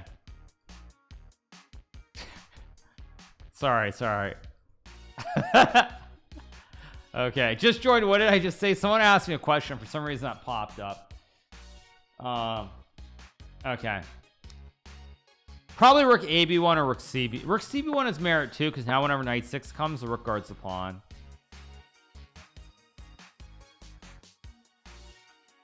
F3 also is reasonable here too, but I was worried that after F3 is knight h5, knight f4, and G3 like F5 or something. Something could be happening here on the king side.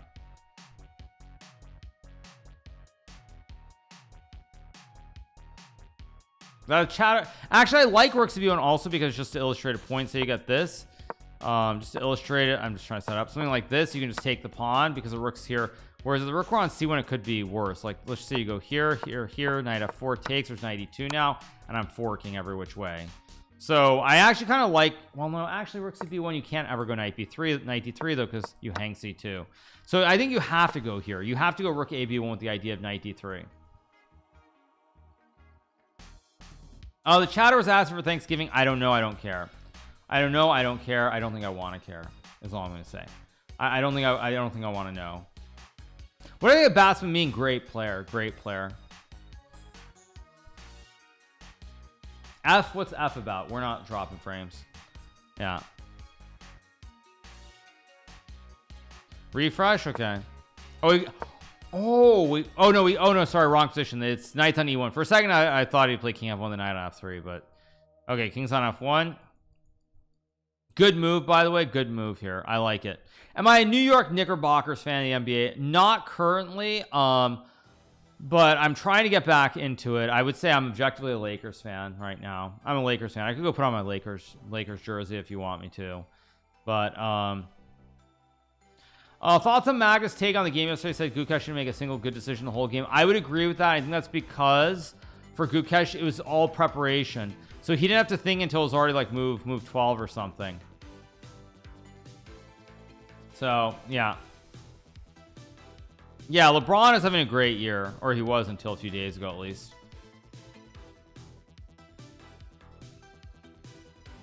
Have I been to Singapore? No, I've never been to Singapore.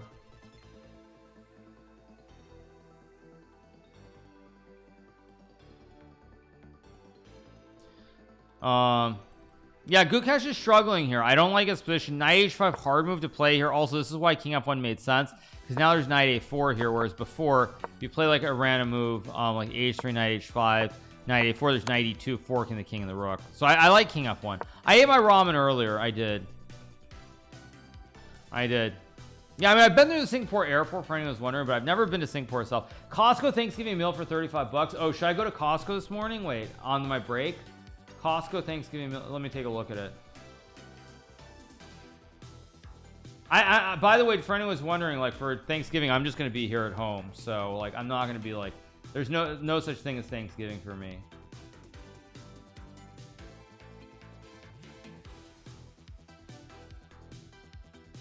G6 played. Let me refresh. Yeah, G6 played. I don't know why chess.com's not refreshing. I think now we're gonna get rook b1 almost for sure with the idea of knight d3. Almost for sure. We could get a draw. I mean, I'm really worried we might get this repetition. Maybe. Why is Hikaru still looking at Costco deals?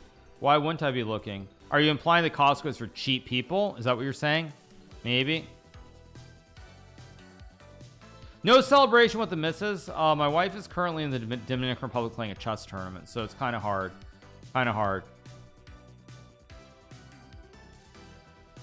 Costco all the way. It's ironic because I just read the cheat book. I know exactly. For Gukesh, I think the goal is stop the bleeding. It's a very simplified position. I think the goal here is try and stop the bleeding, but I'm worried. What about Target? Target got crushed on earnings. They had a good day yesterday, but they went from like 155, I want to say, to 120. They're back to 130. They were up 4%, but really brutal earnings for them. They're not doing super hot. Now market is not a whole lot, not a whole lot happening. Tesla up, not a very exciting day. Fly out on your private jet. Fly out to where? Dominican Republic. The richer you become, the cheaper you get. Okay. Yes. Costco sold gold ounces with Thanksgiving dinner on the side. If you know, you know. Yeah, thanks. Thank you. Do you think how much it takes for a normal player to be in a level that he understands his preparations? Oh, there's no way a normal player can understand the preparations. No way. Palantir, I've thought, is overvalued for quite a while now. I mean, I would say I've felt that ever since it's gone over 50, it's way overvalued. Like the PE is ridiculous, in my opinion. But we'll see. Maybe I'm wrong. I think it's way overvalued currently. I mean, the PE is 330. Like, I mean, like, what are they? I mean, are they really? I don't know. Seems a little bit too much to me, but who knows?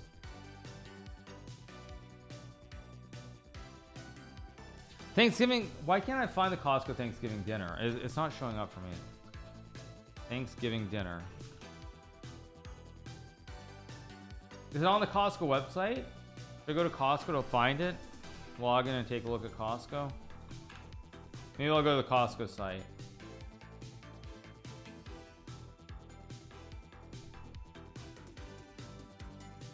Thanksgiving dinner. Let me take a look. Thanksgiving dinner.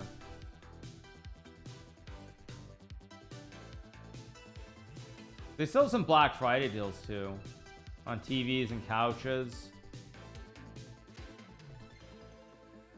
HP laptop, refrigerator.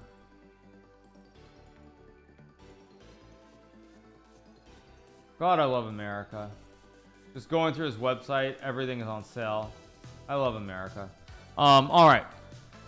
Waiting for a move here. I think we're gonna get Rook AB1 or Rook CB1. I don't know which one. I'd probably go Rook AB1. It looks more natural. I don't know. Right now, I still think it's likely to be a draw.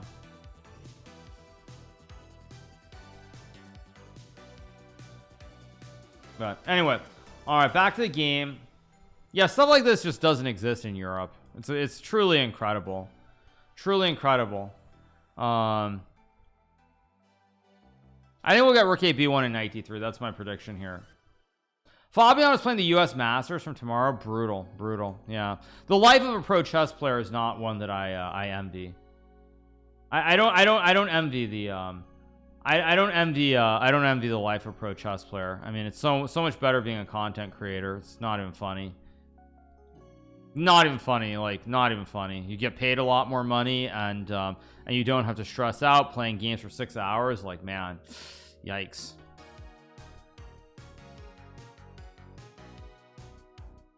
See what Ding will do here. Best Gukesh approach. I mean, what Gukesh plays is going to revolve around what Ding does, but Ding has to do something quickly, because if Ding doesn't do something quickly, just to illustrate a point, we'll get Knight D7 followed by F5 or Knight H5 followed by F5. So this is really the critical moment here. Critical moment. This is where Ding has to find a clear-cut plan. Like, because Knight H5 or Knight D7 followed by F5 to open up the file is happening very quickly. So Ding has to be on the ball here.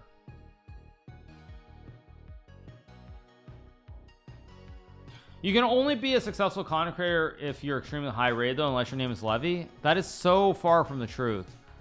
You're confusing. I mean, it depends what your definition of content creator is. But I would say that generally speaking, like, that's just not true. That's just simply not true. If you're talking about live streaming, that's a different story, because the economics are different. But I mean, there are plenty of people making content on YouTube. There's this guy, what's his name? Nerd Chess or Nerd something? I feel Chess Nerd maybe, or somebody who I've seen some stuff. He has some stuff that I think some videos that have done well. Anna Cramling has done well. I mean, I'm the only top player who's done well. Yeah. I mean, I'm actually the only top player, literally. Everyone else is not a top player. So I don't know what your point is. Yeah, I don't know what your point is exactly. Yeah, that's actually just wrong. I'm literally the only top player who's successful as a content creator, literally. Yeah, it's just weird. Daniel's a very good player. Let's be real. Daniel's a very good player, but he's not like a top player. He's not a top player. When I say success, by the way, just be clear, I'm saying something where you can make a living from it. I'm saying a living, okay? I'd be very clear. I'm saying you make a living from it. I'm not saying make content and just like and like you have some videos that do well. I'm saying like actual make a living from it. So that's like that, just to be clear. How should I consider a living? Well, I'm saying, like, I would say, for example, a channel that makes annually, let's just say $100,000 or around there. But it's very tricky because for people who because there's only one site that I think that really does it, which is Social Blade, but the numbers on Social Blade are very deceptive for quite a few reasons. So it's very hard to like, it's very hard to judge because basically Social Blade compares shorts as though they're long form content, and they aren't. So for example, if you have like, let's just say in a month you have 40,000 views on a short. Shorts monetize at 10 cents per 1,000 views, so you're not actually doing great versus long form content. So it's very tricky when you look at that stuff. You have to be very careful when you look at it. Very careful, because if someone gets a ton of views on shorts, it's not the same thing. Anyway, Hikaru's delusional on this a little bit. It's not as simple as he makes it out to be. I mean, I never said it was easy to be a content creator. I was just saying that their top players don't do it. That's all I was saying. I don't know what your point is. Yeah, I don't know what your point. I don't know what your point is. Just makes no sense at all.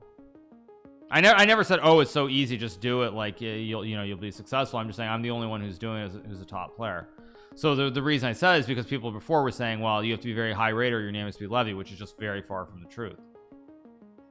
But all right, okay. I think we're gonna get Rook A B1 followed by Knight D3. That's my prediction here. My prediction is Rook A B1.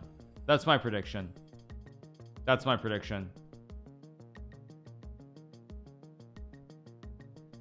Is Nepo overrated? No, I don't think so. I mean, I don't think so.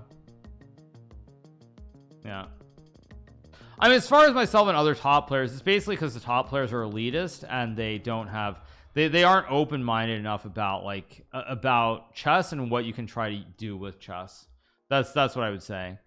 I would say that generally, like during the pandemic, all of them saw what I was doing, even before in 2019, and they all just laughed at me and thought I'm an idiot for doing it. I mean, I'm just being honest. Like, I think that's what happened. They all saw and they're like laughing. They think, okay, it's this big joke. It's nothing real. And then, sure enough, it becomes something very, very real. Yeah. Yesterday, Fabiano was complaining on why people who are not chess players or GMs comment on games. LMAO. That sounds very elitist. Actually, very elitist. And that I think honestly, that kind of, assuming he said that, I don't know if he said. I mean, I haven't seen it, so I don't want to like say something that's going to get clipped out of context. But that kind of misses the point though, and that's part of the problem. Is it's like okay, so if you have a view like that, the thing is you're basically saying, well, you have to be a GM, you can't commentate otherwise. It's kind of like, well, why make content if you're not a top player? Why make content at all? You shouldn't. Like, you have no business making content. So yeah,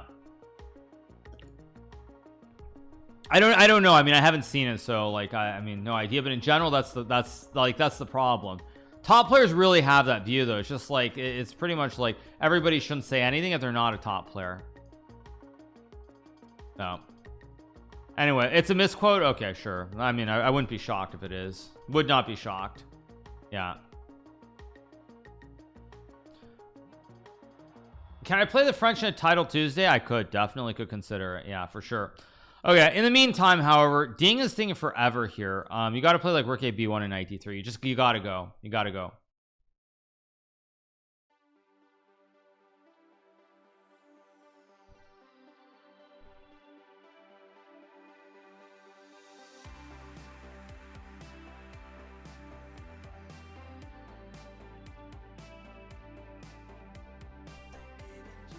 Oh, let's see what we got. Yeah. He said he doesn't understand why people who have no clue about chess comment on chess, and he said since he doesn't know basketball, he's quiet about it. Just watch it, but this is not how you get a fan. Okay, I mean, assuming he said that actually sounds like probably what he said. That's pretty funny. That sounds like old man yelling at cloud about how the world is today. That's just how the world is. That's how the world is. That's just how the world is. That's just how the world works today. That's just how the world works today. Like, that's just how the world works today. That's just how the world works today. Everyone has an opinion on something. Everyone's going to say what they feel. That's pretty funny, actually. Yeah, that's pretty funny. Yeah. Yeah. It's funny too, because actually, speaking of football, because I'm just thinking of a sport with commentators, I know they have a lot of former players, but like for me, I would say that this might be a hot take, but I've always liked Joe Buck. Actually, I thought Joe Buck has always been pretty good doing football commentary. Waiting for a move here. Sorry, I'm not talking more about the actual game. Knight a4 is maybe a move. No, knight a4. What am I saying? Probably rook b1 and knight d3. But I'm a big fan of Joe Buck. But Joe Buck, I mean, is not a Joe Buck never played sports. I mean, I know his dad was a big broadcaster for the St. Louis Cardinals, but the reason I say that, you guys, not as a hot take, but the point is he's not a former player. He's not a player. So like, by virtue of what Fabian was saying, that's kind of like saying, you know what? It's really like saying, you know what? Tom Brady's the only guy who has any business commentating. Like, let's just have Tom Brady and Troy Aikman, and nobody else should do any commentary on football, right? Like that's what it should be like. Yeah, I mean, that's actually what it should be like. It should literally be like, you know what? It's got to be like Tony Romo, Troy Aikman, Tom Brady. Nobody else should be doing commentary. Yeah. So like, yeah, I mean, it feels to me like it's along those lines. Maybe you guys disagree with me, but that's what it feels like.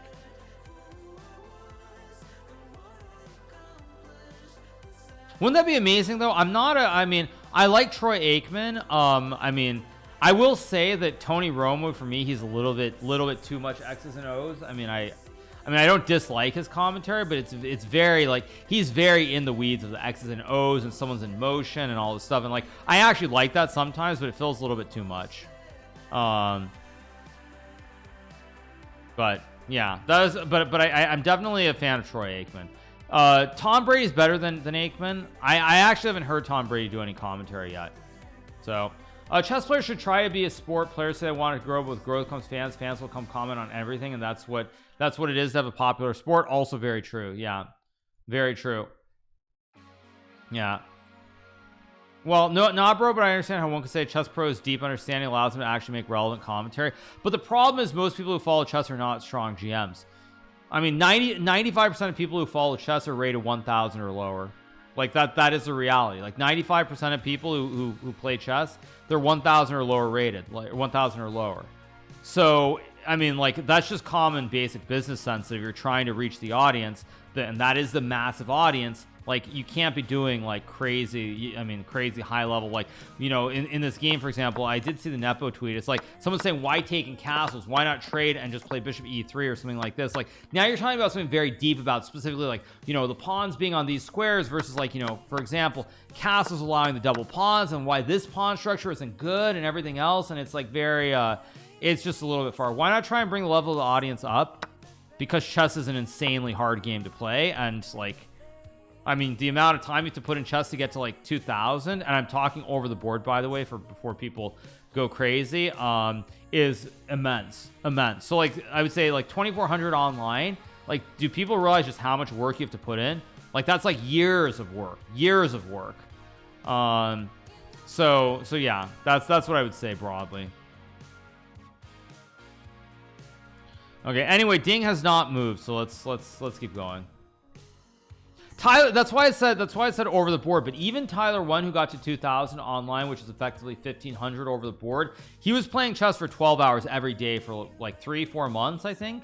I mean, he was literally playing chess nonstop for 12 hours every single day, and that is something that a normal person cannot do. By the way, you can't do that.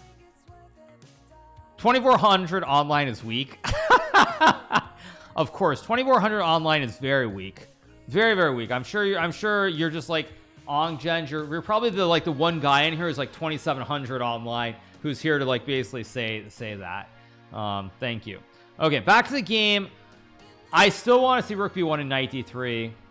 Yeah, I still want to see rook b1 and knight d3. No way it's 1,500 over the board. I've heard that basically it's plus minus 400 at least, if not more. Rapid actually, I think is Rapid online has the biggest discrepancies, or so I've been told. So I don't know whether Rapid skews more like 700-800 point differential, but I've been told Rapid has the biggest discrepancy versus Blitz or Bullet. Just want to say that I'm 2,800 online and watching, still very interesting. Okay, Mayor, you're 2,800 online. You're 2,800. Okay.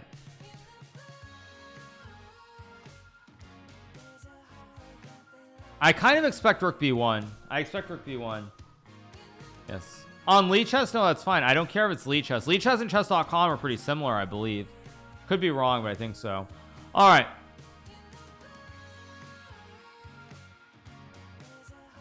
I expect Rook AB1 here. Any other move, I'd be surprised. Lee Chess is more inflated. I don't know. I have no idea. No idea.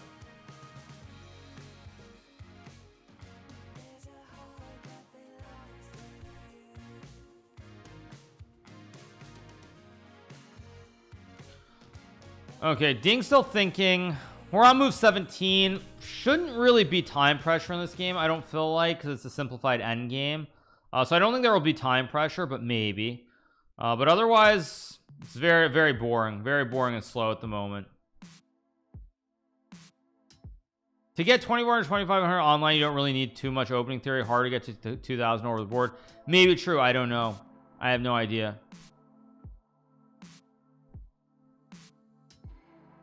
Okay, now I'm gonna get some caffeine because Ding has been thinking forever, and I'm feeling a little bit slow at the moment. Feeling a little bit slow.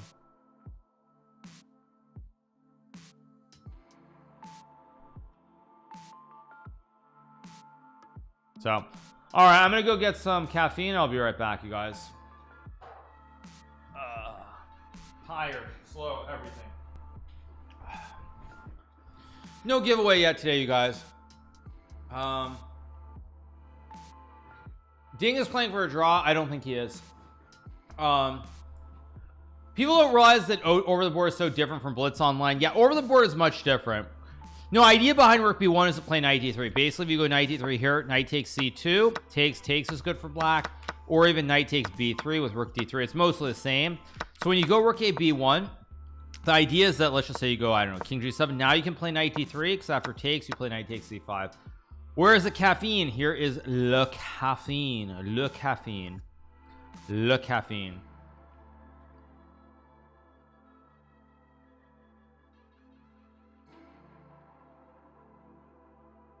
So, all right.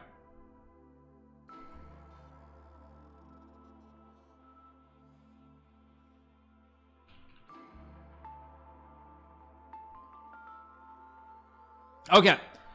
Anywho, coffee is the best. Why is Ding taking forever? He's trying to figure out what setup he wants to go for.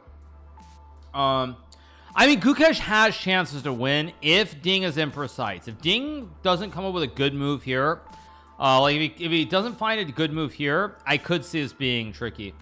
Do you have the 10K USD coffee machine? $10,000 for a coffee machine? I'd rather buy $10,000 in Tesla calls than $10,000 in a coffee machine. Are you insane? Are you kidding me? Or maybe $10,000 YOLO and Dell calls into earnings today. Like, are you crazy? Seriously? $10,000 on a coffee machine? Unbelievable. Okay. What happened to streamer chess events like PogChamps? I mean, I think the interest kind of faded a little bit. You know, I think chess, as far as live streaming goes, it had a very, very big peak for a while. But, yeah.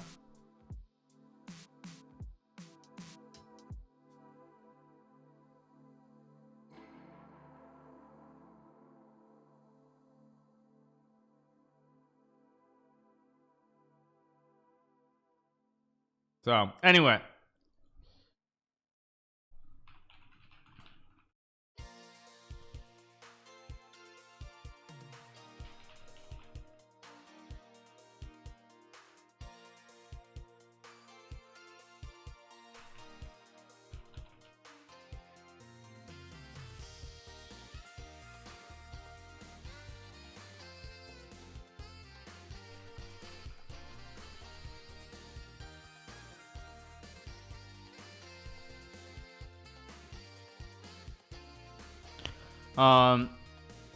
What was I gonna say?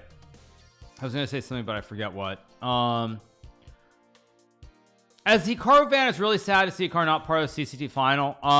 I will just tell you guys that honestly, this year, I really didn't try very hard in the Chess Champions Tour. Honestly, I would say that on some level, I felt burnt out by it. Like, I just didn't enjoy. I didn't do any preparation, which is why my results suffered quite a bit. I just didn't enjoy it at all. Basically, I didn't enjoy the Champions Chess Tour whatsoever. We got Rook D1 played instead. I guess the idea is to play Knight A4 here. So like, I didn't enjoy it at all. And as you guys are going to find out, I won't say specifics, but things are going to be a lot different in 2025.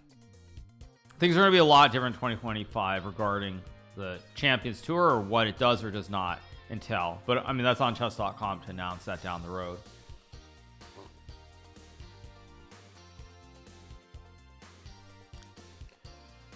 When do I think retirement's coming for that guy Hikaru? I've said many times for me, Judith is a bit worried for white. I mean, a position is fine here, but you have to, there are issues potentially. I think we could get knight e7, knight e2 or something, but it's also a very weird position, because as soon as you go knight e5, there's always knight d5. So it's a very tricky position here. But if either side makes a mistake, they're going to be in trouble the rest of the game. So as far as retirement goes, I think for me, in regards to classical chess, I think that I will play at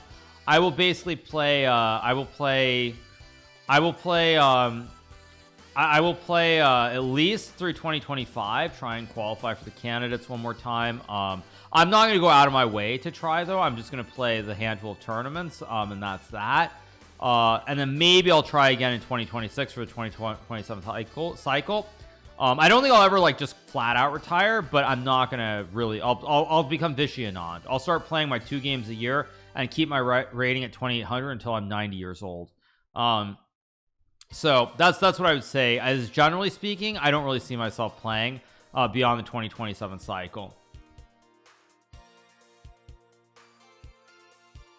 What do I think of Adhan Fawzi? Bad spelling, sorry, but he recently became good. Yeah, actually, that's that Egyptian kid who really was annoying when I played him in the Bullet Brawl, right?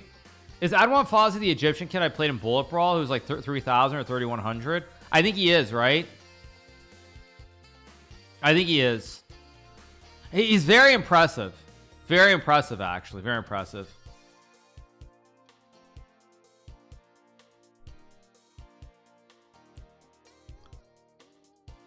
So anyway, I would say, yeah, basically I see myself playing 1, maybe 2 more cycles, and that's it as far as classical chess goes. So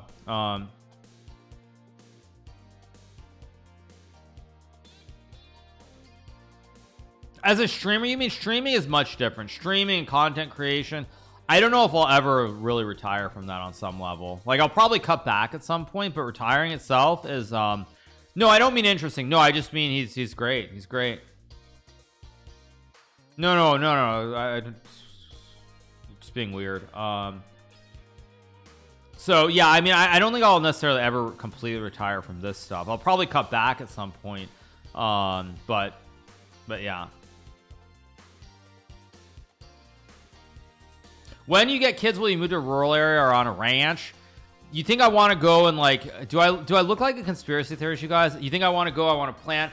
I want to plant my own crops. I want to plant my potatoes. I want to plant the tomatoes. You know, like all the celery, like, and all the spices and everything, and like, because I'm so afraid of, you know, all these companies and GMO and how everything's getting polluted and this, that, or other thing. I'm sorry, you guys. My name is not Robert F. Kennedy Jr. So no, that's not my plan. Thank you. No, of course not. Although it is interesting to note, speaking on that topic for 5 seconds, how biotech has rallied very hard in the last few days after the initial announcement of RFK as like the nominee for Health and Human Services director. So it is interesting. Maybe it has. Actually, it was where's XBI? I feel like XBI is down still though. XBI was higher. XBI is down, the biotech index, but a lot of the small cap biotechs have been doing well. Okay, we got Rook D8 here. Okay, now Ding should play F3 for sure. F3 and then Knight D5. Like, basically create the pyramid of Jesus. Speaking of Egypt, here we go. Here's a pyramid. But having said that, since I did talk about conspiracy theories, I started watching a show on Netflix the other night. It's called Ancient Apocalypse, and that was actually really quite interesting. So I googled it to see, like, and a lot of people are like, oh, this guy's a crackpot or whatever else. But anyway, let's see what we get. Probably F3 to guard the pawn in the knight is free to go wherever it wants to. I have watched Silo better than Ancient Apocalypse. I did. I met the author at the Heat game the other, like, a few days ago. Who everything's based on. The guy who wrote the books, I think it was called The Wool, was the actual book, or Wool. I met the author who everything's based off of the other day, so it's pretty cool, actually. Let's see what Ding's gonna play here. I expect F3, but maybe something else. Will I do a music stream, as I said a couple music? What? But anyway, let's keep going.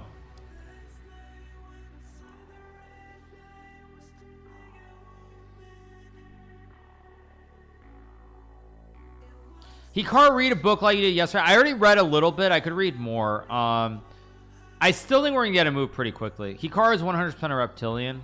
I don't know what you mean by that. I think we'll get F3 here to stop knight G4, guard the juice from the center, create the connect 3, and then probably you move the knight. I think we'll get F3, but I'm not sure. I don't know who I favor here. I would say that objectively, I think I very slightly favor white. But as I said, if you get one mistake, one slight mistake, this could definitely start going the other way.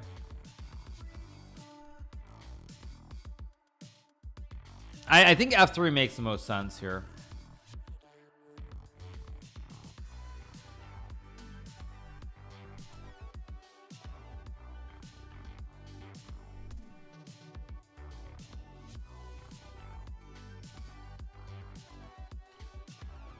I mean, objectively, it seems kind of dead. I don't know. I mean, it's like, okay, we got F3 played quickly. That's why I didn't start reading, by the way, because I had a feeling we'd get to move quickly. What do I have here that I could read? What do I have? I have Norwegian books too on my shelf. I've got Joe Nesbo. I'm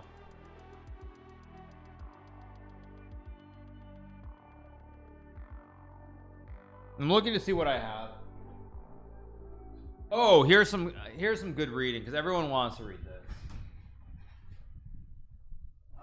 Here's a good book. This fits with the times that we live in. Here's a book that fits with the times. The Snowman, I read that years ago. Okay, here we go. Okay. 1 second. Let me find an actual one of the papers. Although I think this was context. Okay, here we go.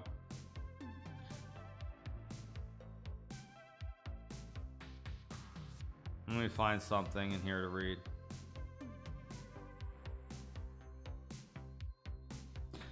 Defects of the United States Articles of Confederation. Having summarized the roots and fates of other Confederate governments in the last 3 papers, I will now proceed to enumerate the most important and disappointing defects in our system to decide a safe and satisfactory remedy. We absolutely must become well acquainted with the extent and malignity of the disease. What's this? No power to enforce federal laws. An obvious defect of the existing Constitution is a total lack of SECRA, what's that say? Of sanction to its laws.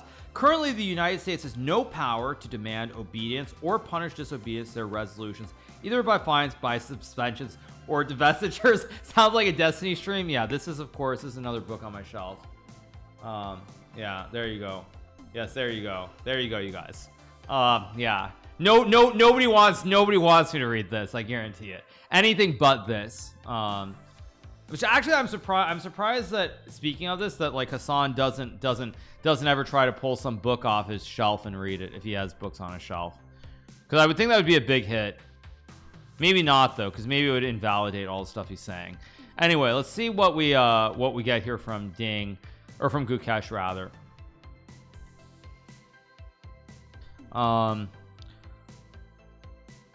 Waiting for a move. We want a story or something? I mean, I don't have a lot. What do you guys want me to do?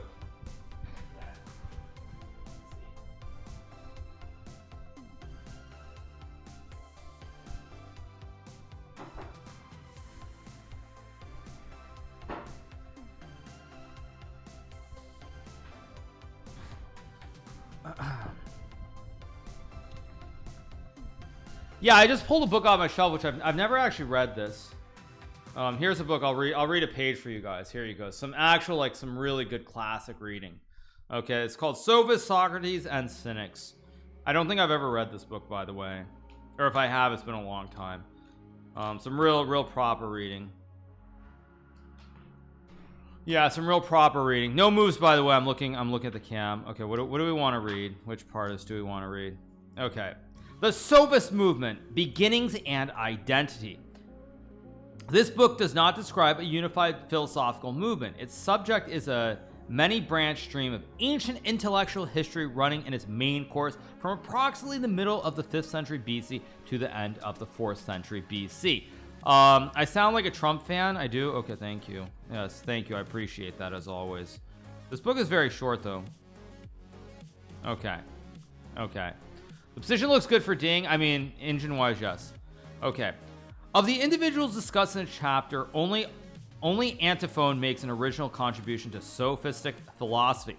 The others are relatively minor figures, but have the interesting capacity of the less prominent to give background illumination to the movement with which they are connected. Antiphon, or Antiphon, is and most likely will remain a mystery, but at the same time he is of considerable importance in the history of the intellectual movement which concerns us. The trouble is that there are a number of antiphons known to us who are approximately contemporary with Socrates. Okay, we got King G7 played, still waiting for a move here. Probably Rook B1 will be played. It's a computer move, actually. It's top one. Or Rook C1. I mean, you know, honestly, the more I look at this, I think this game might be a draw. Socrates, the Brazilian midfielder? Wait, what? I know what you mean. Yeah. Anyway. All right. I can't keep reading this book. I'll lose my mind. Let's go back to chess.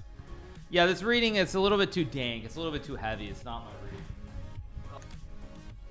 Did we get any moves, or did something happen? I don't know. Here's a good book. Here's a good book. Okay. I wonder if anybody can figure out what this is. The pages are so small. Let's read the introduction. Lucius Armus Seneca was born at Cordoba, then the leading town in Roman Spain, at about the same time as Christ. His father, Marcus Ammius Seneca, was an imperial procurer who became an authority on rhetoric. Wait, what happened? Something happened? Something happened? Did we get bots? Oh, lovely. This is not the Bible, you guys. Not the Bible. Okay.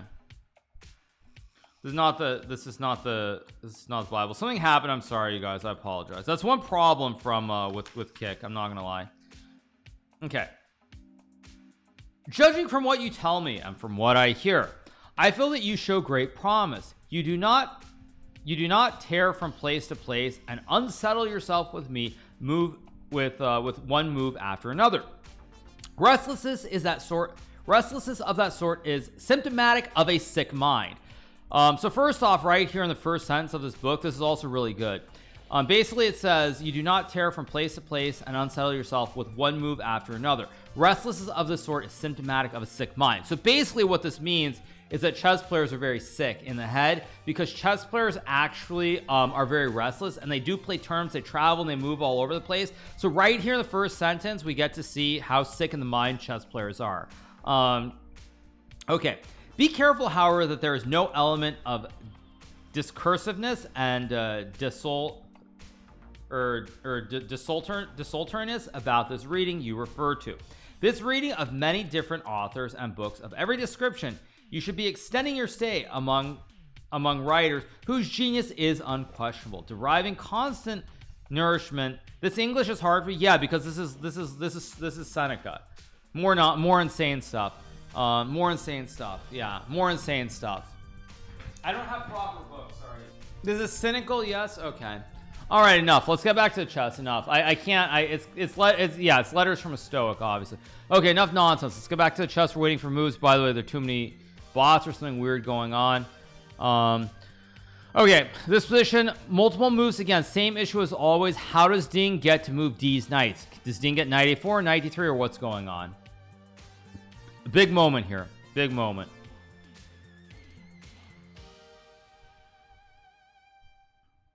Let's get back to chess. Spoken like a true stoic. Exactly. Yeah, sorry you guys. Sorry about that. Apologies.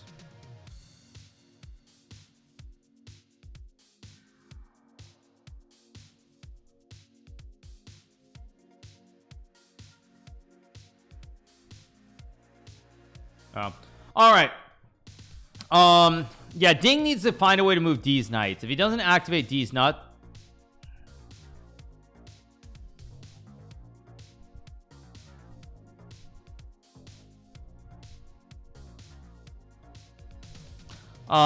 excuse me, sorry. Every so often I lose it. Sorry. Yeah, if he doesn't activate D's knights, then it's going to be it's going to be probably just a boring draw. Holy Spirit activate, yes. Yeah. Okay, I mean, we're waiting for a move here. You got to move one of these knights. Got to move one of the knights. Yeah. Like knight a4 maybe. Does knight a4 blunder here? No, it's not. But it's apparently it's because now you're going to get f5. Actually, this makes sense too with f5 coming. Yeah, I mean, this is very tricky. It's like you don't want to move this knight because then there's knight d7 and f5. But on the other hand, it's like you want black to move his knight because then if he moves, you get the d5 square for your knight. So it's like we're playing a game of the knights here. White doesn't want to move the knight. Black doesn't want to move his knight. And then you have the same problem with this knight. You want to move the knight, but the knight here doesn't want to move either. Like, it's all about the knights. Please read the Bible. I don't have the Bible here. And so no thank you. I wouldn't read the Bible. It's way too polarizing.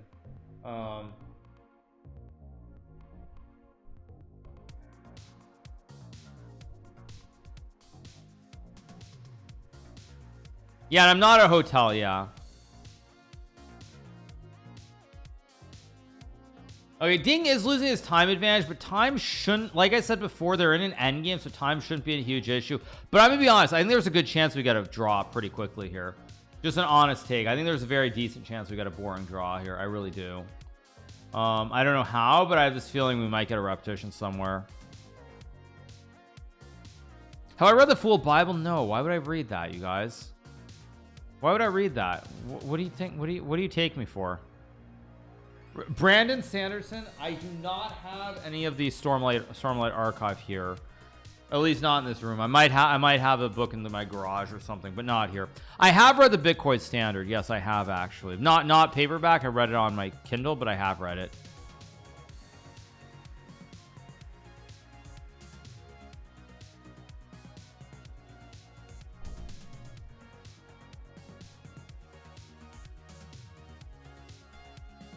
So anyway, all right.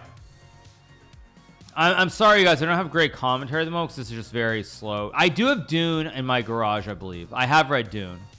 But okay, waiting for a move here. Let's see what we got in this position.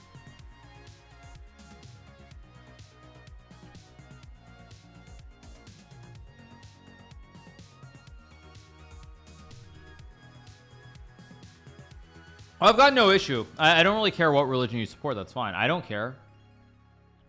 You could support this flying spaghetti monster. That doesn't mean that I'm gonna have a problem with you. Yeah, you could support the flying spaghetti monster. I'm not gonna be like, oh man, you're crazy. Like, what are you thinking? Like, you can believe whatever you want to believe. I don't have a problem with that.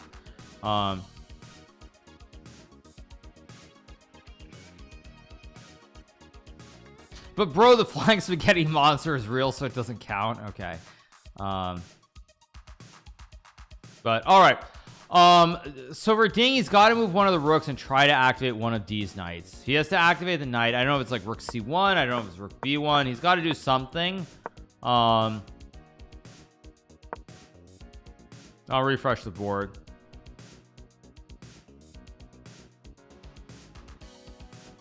So let's see what we got. Read the Bhagavad Gita. No, thank you.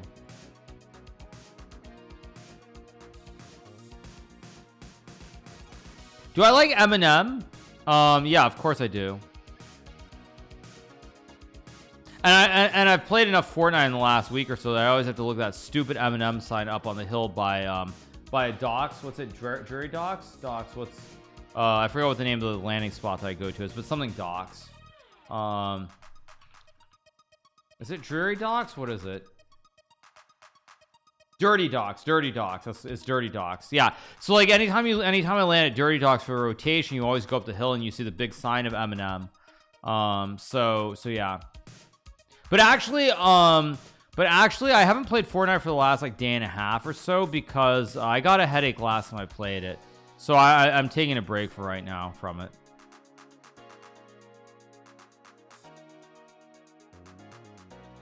Okay. Hikaru, Oppenheimer, or Barbie? Honestly, not a fan of either movie, if I'm being honest. See, Ding is shaking. No, I'm not sure. I'm gonna stream and go do a recap. I mean, I still predict this is. I'm gonna let me take a look at. You know, if I'm gonna be honest here. This, to me, if I'm being honest, I feel this is a very tricky spot where I think this could start to go wrong. This could go wrong for Ding if he's not very careful here. That's why I was looking at the odds, because if Ding loses this game, he's going to be a big dog. Like he'll go right back down to like 25%. Maybe not 25%, but he'll go back down to 30%. So you're looking at a decent margin here. Like, yeah. I mean, you're looking at like a 35% return potentially, but I don't think it's not there yet. But yeah, if I were really betting, like if I were actually able to bet, I would already be getting ready to potentially line up a bet to take the short side on this and bet on Gukesh or bet against Ding, because you can bet against him, right? Actually, can you short this or not, or can you only bet on one person? Can you bet on Ding or not? You can't short him, right? You can only buy buy them to win. You can't buy them to not win. Like, because predicted, for example, and like Robinhood had both sides. They had to win or to lose. They had both sides. Like you could do both ways, but it doesn't look like you can on Polymarket. But as I look at this position, like it's like it's nothing crazy at the moment, but I would probably, like, with being a trader that I am, I'd be lining up my bet here. I'd have my bet lined up. I would right now I'd line up the bet here, and then I would basically be watching the game and I'd be ready to pull the trigger. I'd be ready to pull the trigger if I see a very, very slightly wrong move here. Yeah, I'd pull the trigger on Gukesh to win the match, because he'll go back up to 70%. He'll go back up to 70 from 50.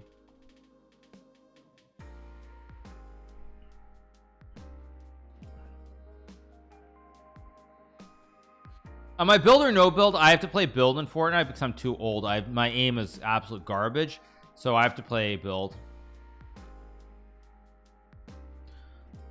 Okay, Ding's still thinking here. I'm not loving it. I'm not loving it at all. And Rook B1, there's Knight C6 too. I mean, maybe White's better here, but I think I would play Rook A B1.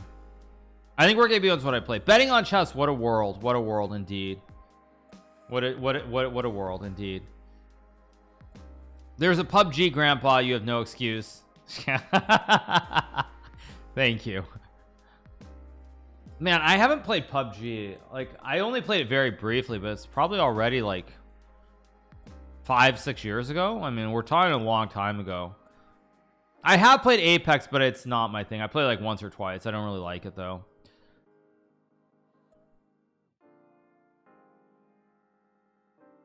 I mean, you gotta go though. I think Rook A B1 with Knight D3. Actually, Rook A B1 doesn't do anything. Sorry, I mean Rook A C1. Rook A C1 with Knight D3. You gotta do this. But Rook A C1 actually, computer says B5 takes. I don't know. More Valorant when? I don't know. I'm not particularly good at Valorant, so yeah, I'm not particularly good at Valorant. I haven't played Terraria. I've watched is it Soda? I think it's Soda Pop that I watched play Terraria, if I remember. Maybe Forsen also, maybe Forsen as well, I'm not sure. Whatever moved to Rumble, unlikely, but never say never. Oh, Destiny also, yeah, Destiny, but I thought Destiny played Factoria. I seem to recall Destiny playing Factoria, not that. By the way, where is Forsen? I feel like I haven't seen Forsen streaming in forever.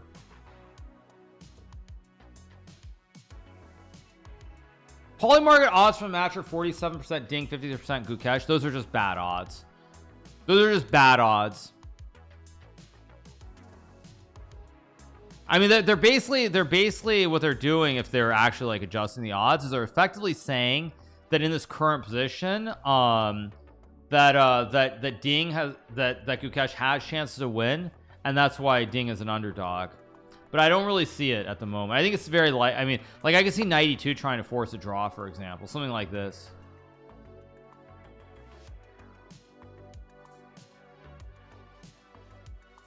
I mean, it's just, and if it's a draw, it shouldn't be 47% though, because if this is a draw, Ding should still be the favorite. I think if my fair value read of this is that if we assume the game's a draw, it should be 55% Ding wins. It should be 55% Ding, 45% Gukesh. Just because at the end of the day, he is ahead, and people who don't play chess won't understand this, i.e. the market makers. But when you're behind in a match, you're going to start feeling this need to start pressing a little bit at some point. And so Ding will get more chances the longer that he keeps lead, where Gukesh is going to have to take bigger chances to try and win games. I can't bet. It's Polymarket. Polymarket is wrong because it's swarmed by Indian community. Legit, most bettors are India. I wouldn't know. Okay, not a crazy move. Apparently not best because knight h5 is okay here, but I don't really expect knight h5. This is the first move that I'm not a fan of. I'm not a fan of this. I'm curious, because knight h5 is playable, right? Because knight h5, knight d5, c6, is it? Oh no, knight f.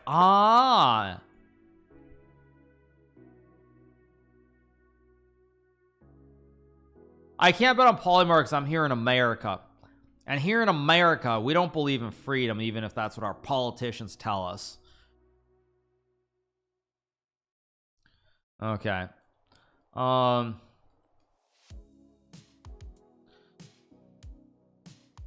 not sure. Not sure what I expect here. I mean, I still think it's very likely equal. I still think it's likely to be a draw, but yeah. Yeah. Big correction coming up for Tesla. I don't see that. You're referring to Gavin, right? By the way, you have to be careful because knight c2 almost works here, because after takes there's rook d2 check, and after takes black wins the game. Here it doesn't work because you can simply go king to e1, and if rook takes horse, you sack the rook and you lose the game. How many times have I said that you cannot bet? I mean, I'm here in America. Yeah.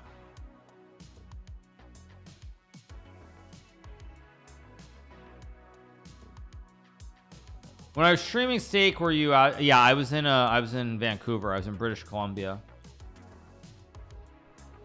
America, yes.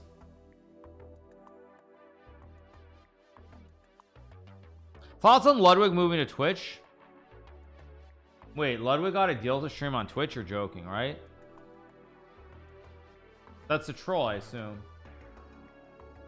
Must be a troll. Oh no, he just joined Kaya Sanat in the giveaway. Okay.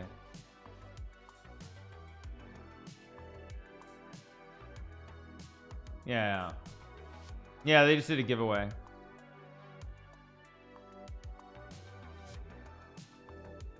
So, okay. You were right when you said games were very draws from Magnus play, but these two world champs have been exciting. They've been exciting, and I'll tell you guys why. They've been exciting because at the end of the day, everybody knows that Magnus is yo daddy. So because Magus is Yo Daddy, you don't take the same risks against him that you would take against other people. I'm sure someone's gonna clip that, by the way. I'm 100% sure. But basically, yes, the bottom line is that when you play Magus, there's a fundamental understanding that he is just a better player than you are. So your goal is to make a draw with the black pieces and then try to win with white. So that was just me. That was like one of those old things. I remember when I was very young, there was this, I remember I followed baseball as a kid, and there was this joke about I think it was Pedro Martinez, and he made this joke about like who's Yo Daddy, and I think it was like the New York Yankees were Yo Daddy. And so what I'm basically saying here is that when you play against Magus, fundamentally in a position, his intuition and abilities are so good that you just accept that he's better. So you try to avoid playing anything that isn't very, very concrete and very boring. Magus is Darth Vader, exactly. Yes. But that's the point. So it's like, for example, if you're playing Magus, you're not going to just play a French and go for a random position, because Magus's general ability and just playing chess positions is too freaking good, basically. So because his abilities are so good, you don't want that. You want to play e4, e5, and you want to just like make the game as boring as possible and try to draw every game. But now in this match, for example, if you're Ding or Gukesh, you're not worried about playing positions because Yo Daddy isn't playing. You're not playing as Magnus, and so you don't really perceive yourself to be a huge underdog in the same kind of way. That's like the biggest thing psychologically, is that when you're playing as Magnus, you in like a world championship, you don't want it to be a game. You don't want a game because Magnus's baseline is just better. He's just a better player. That's the reality. So you want to be as boring as possible, play things like Berlin's, play these e4, e5 positions. Like you really want to kill the game versus playing a game. And that's the biggest difference, is neither player, like in this match or the previous one, they don't believe that their opponent can just like beat them from position. They feel like it's a game and you play the game. But because Magnus is so good, you don't want a game. Basically, that's the reality. Title Tuesday, where am I streaming? We'll be doing the early Title Tuesday on Twitch/X as always, and then we'll be doing the evening one here on Kick again. But I'm not streaming straight through. I don't want to die. No wonder Magnus stopped playing the World Championship. I mean, it's just a reality. That's a reality. Like, for example, if I were playing a match right now against Ding or Gukesh, just as a theoretical, I would want to play creative positions, just get a game. But against Magus, no. You don't want a game. You want to make a draw, make it as boring as humanly possible when you have the black pieces, because Magus is just a better player. So that's like just how it goes. That's just how it goes. And you just accept it and you play around it. It's the same reason, for example, in this match, I'm gonna bet you big money you're going to see people play multiple openings like e4, d4. When Magnus was playing against Nepo played e4 every single game, I believe, because again, you don't want a game of chess. You want to go into something where you know what you're getting and try to use that computer and use the preparation to get something good. But you don't want a game against Magnus, so you're not going to play something random and see what he has, because you want to just play the same opening over and over again and try to find some line with the computer. Yeah. No, it's the same thing. Of course Nepo was scared of Magnus. I mean, it's why Nepo played the Petrov. The Petrov is literally, I want to draw, and I'm begging you for a draw. Fabiano played the Petrov too, against Magnus. Bro went on glazing mode. It's not really about glazing. It's just a reality. You can call it glazing, but I'm just giving you guys the honest truth. You don't have to like it, but it's the truth. You don't have to like it. Did I see XC react to my clip? What clip?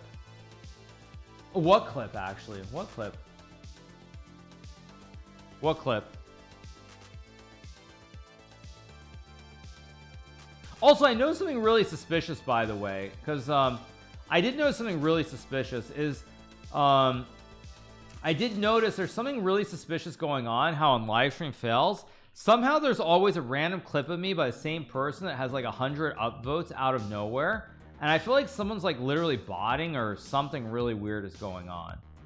I noticed that like 2 days ago. Like I noticed like 3 days in a row or something, I had a clip that was like up near the top, and it's like had 100 upvotes as the same person posting, and it's like I was thinking someone might be bot farming or something really weird. No, I'm not joking. Like, I mean, LSF is the only one that every so often I go to, but yeah, see, there it is again. Yeah, there it is. It has 253 upvotes, and it's like, what? How? Like, it's not even controversial. And I noticed it like multiple days in a row, actually. Yeah. Okay, anyway, h5 played here. Let's see what we get from Ding. h5 apparently not a great move, by the way. Probably because it took away a square. Now f5 is a little bit harder to play. Again, computer screaming for rook a-b. I don't know why it wants rook a-b1. Rook a-c1 and knight d3 or knight d5 is what I'd be aiming for, but I don't know. It wants h4. h4 is possible for white or black. For white, I mean, there's going to be some f5 somewhere, I think.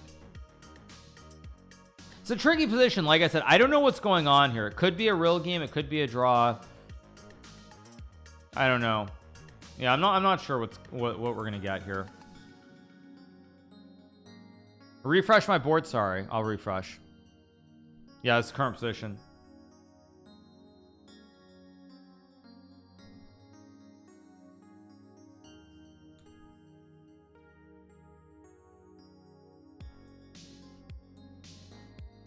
I'm new to chess. How's number 5 and number 25 playing for being the best? Because the system for qualification, everything else is based around tournaments, not based around the rankings. That's why. Yeah, I don't know. This is just a hard to judge what's going on here. Very hard to judge. Boris Gelfand is in Singapore. Nice.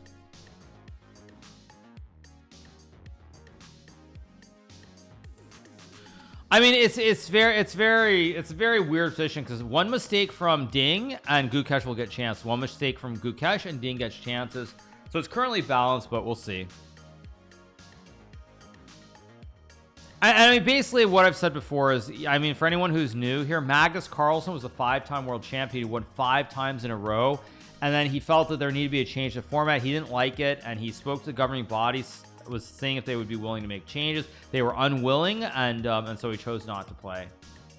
So in general, like, that's the reason we're in this situation. But I really don't blame Magnus. I mean, I as I think about it more, like, I generally you know, I understand separation of titles and everything else, but I think FIDE definitely made a big mistake. In retrospect, they made a big mistake, and I don't think Magnus is ever going to return. And now they can't make the changes because why not blame him? I don't really. Oh, 92 is literally I want to draw. 92 is literally I want to draw. Okay, let's see. Polymarket should not really. Polymarket should flatline at 50 here. Polymarket should flatline. 92 is literally I want to draw. Let's take a draw and go home. 92 is definitely I want to make a draw and let's go home. Apparently 97 and black's better here. Wait, black's better here? Really? Really, Riley? Wow. Really, Riley? I mean, that's hard to believe. Hard to believe. But I don't expect it. I mean, as I look at this position, I don't believe black is better. This is a position that I'd love to have in Title Tuesday. I've got a knight blockading the juicer. Also reminds me a lot of the games I've played against the bots on chess.com where you get a blockader and you have the clogged toilet position. Oh, you get some position like this. Wait, so basically black is better because you get h4, but if white can get h4, white's better? Okay, very dank. Very dank. Nah, I mean, but this is headed for a draw. This is going to be a draw pretty soon, I think.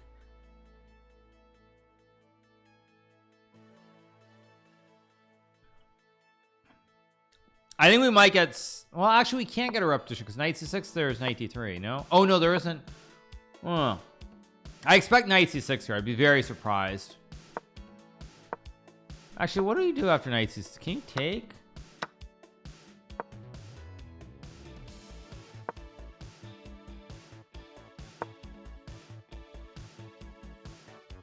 I don't know. The more I look at this, the more I'm becoming a little bit skeptical about Ding's position. I'm becoming a little bit skeptical about this. I'm going to be honest. I'm becoming skeptical a little bit. I expect knight c6. I'd be very surprised if knight c6 isn't played here. There is knight e2 actually. I mean, is this what's going on here? Is this is just a draw, right? Nah, just a draw. Even if FIDE now made all the changes, said Magnus still wouldn't play. I mean, at this point, I think Magnus is fed up with FIDE. I don't think he has any interest in really being involved with them anymore. So yeah. No, it's not connected to the cloud, so don't trust it. Yeah, but in this sort of position where it's very simplified, it doesn't matter. You don't need a supercomputer.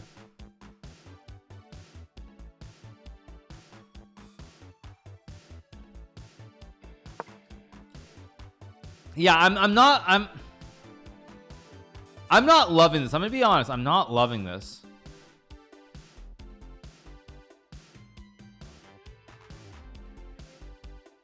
I mean, I'm not loving this for Ding. I think he's gonna trade, and I mean, this is really heading for.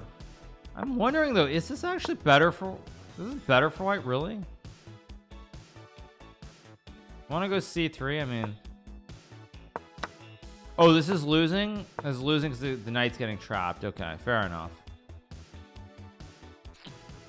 He's gonna trade. Knight C3 is a computer move. I don't expect this just because, frankly, I see knight A5 and I'm afraid here. Why is this so good?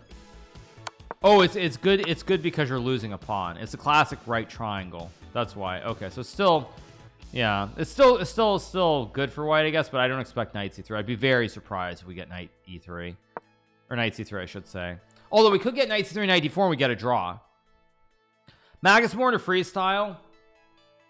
You mean Fisher random, but yeah, I mean it's an exciting time. I mean, I will say it's exciting.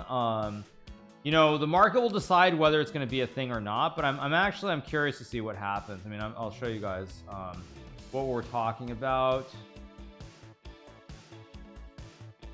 Let me find this. Where I saved the image, I thought, somewhere. Downloads, did I save it? Oh, it's somewhere I saved it, I think.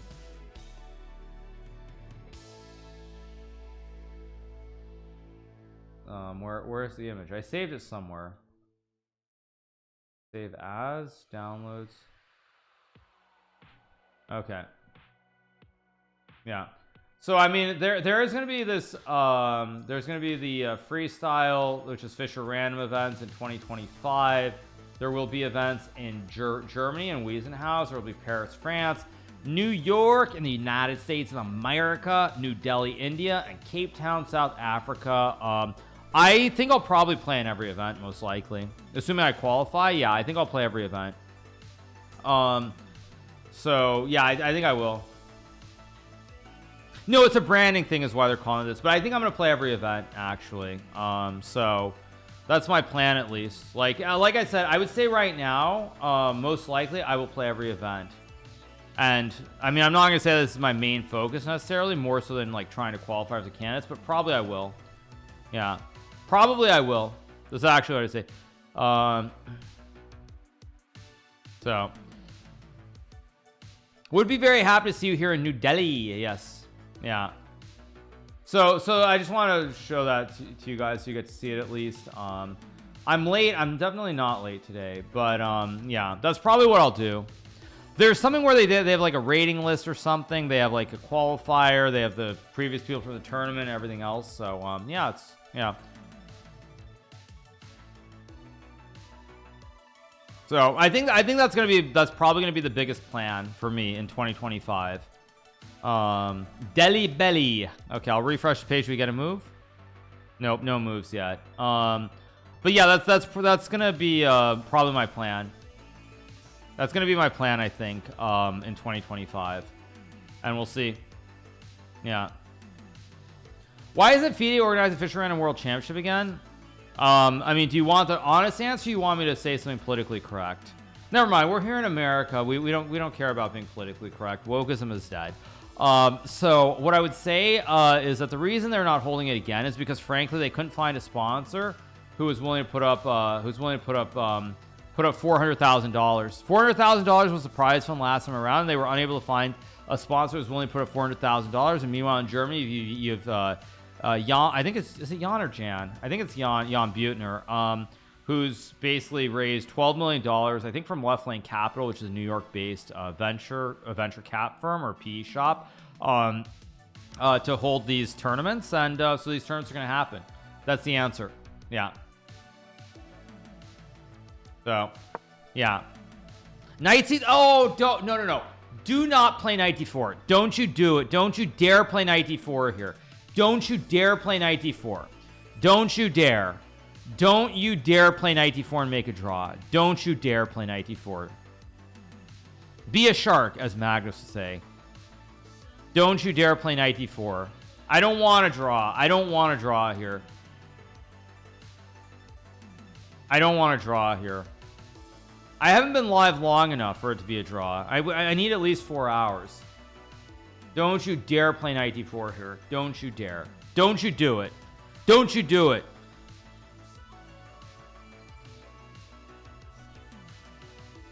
I mean, for Ding, it's fine. I mean, Ding, a draw is fine here, obviously. Being up 1.5 half after 2 games. I mean, this is always drew with black in game 1, 1 in game 2 with white. Have I ever played Judith? I played Judith many times over the years. I won pretty much every game against her that we played in Classical. I think we only played once or twice, maybe only once in London. I won pretty much every time I played against her.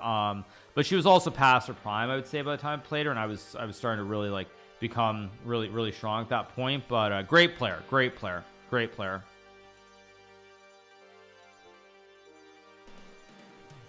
FIDE can't get sponsors for even a $400,000 tournament, but they want 100K for sharing cancer streamers. So stupid. Welcome to the world we live in, you guys. Welcome to the world we live in. So yeah, I mean, like, it's what it is. That's that.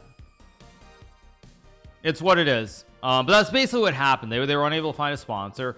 So now we're gonna have the freestyle world championship or tour or whatever they call it, and it's gonna be yeah, it's gonna be exciting. I mean, we'll see if the market likes it. I mean, I have some doubts on some level, but at the same time, I think anytime I see someone coming in to try and do something that is outside of FIDE, that's always a good thing. Because I think FIDE is very complacent. They think that they run the show, they can do anything they want, and in general, it's you know, players have to stand up as a group and kind of fight against a lot of these things. So even at don't.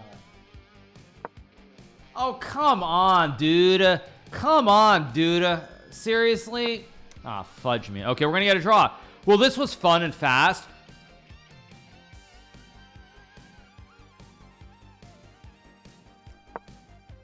Draw. Okay, is game over?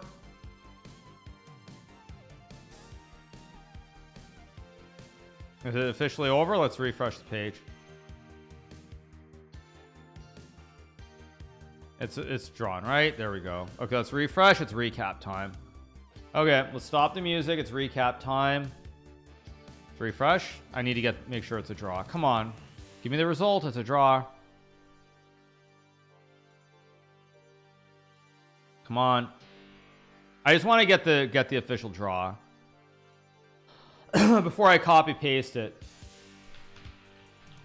There we go. Okay.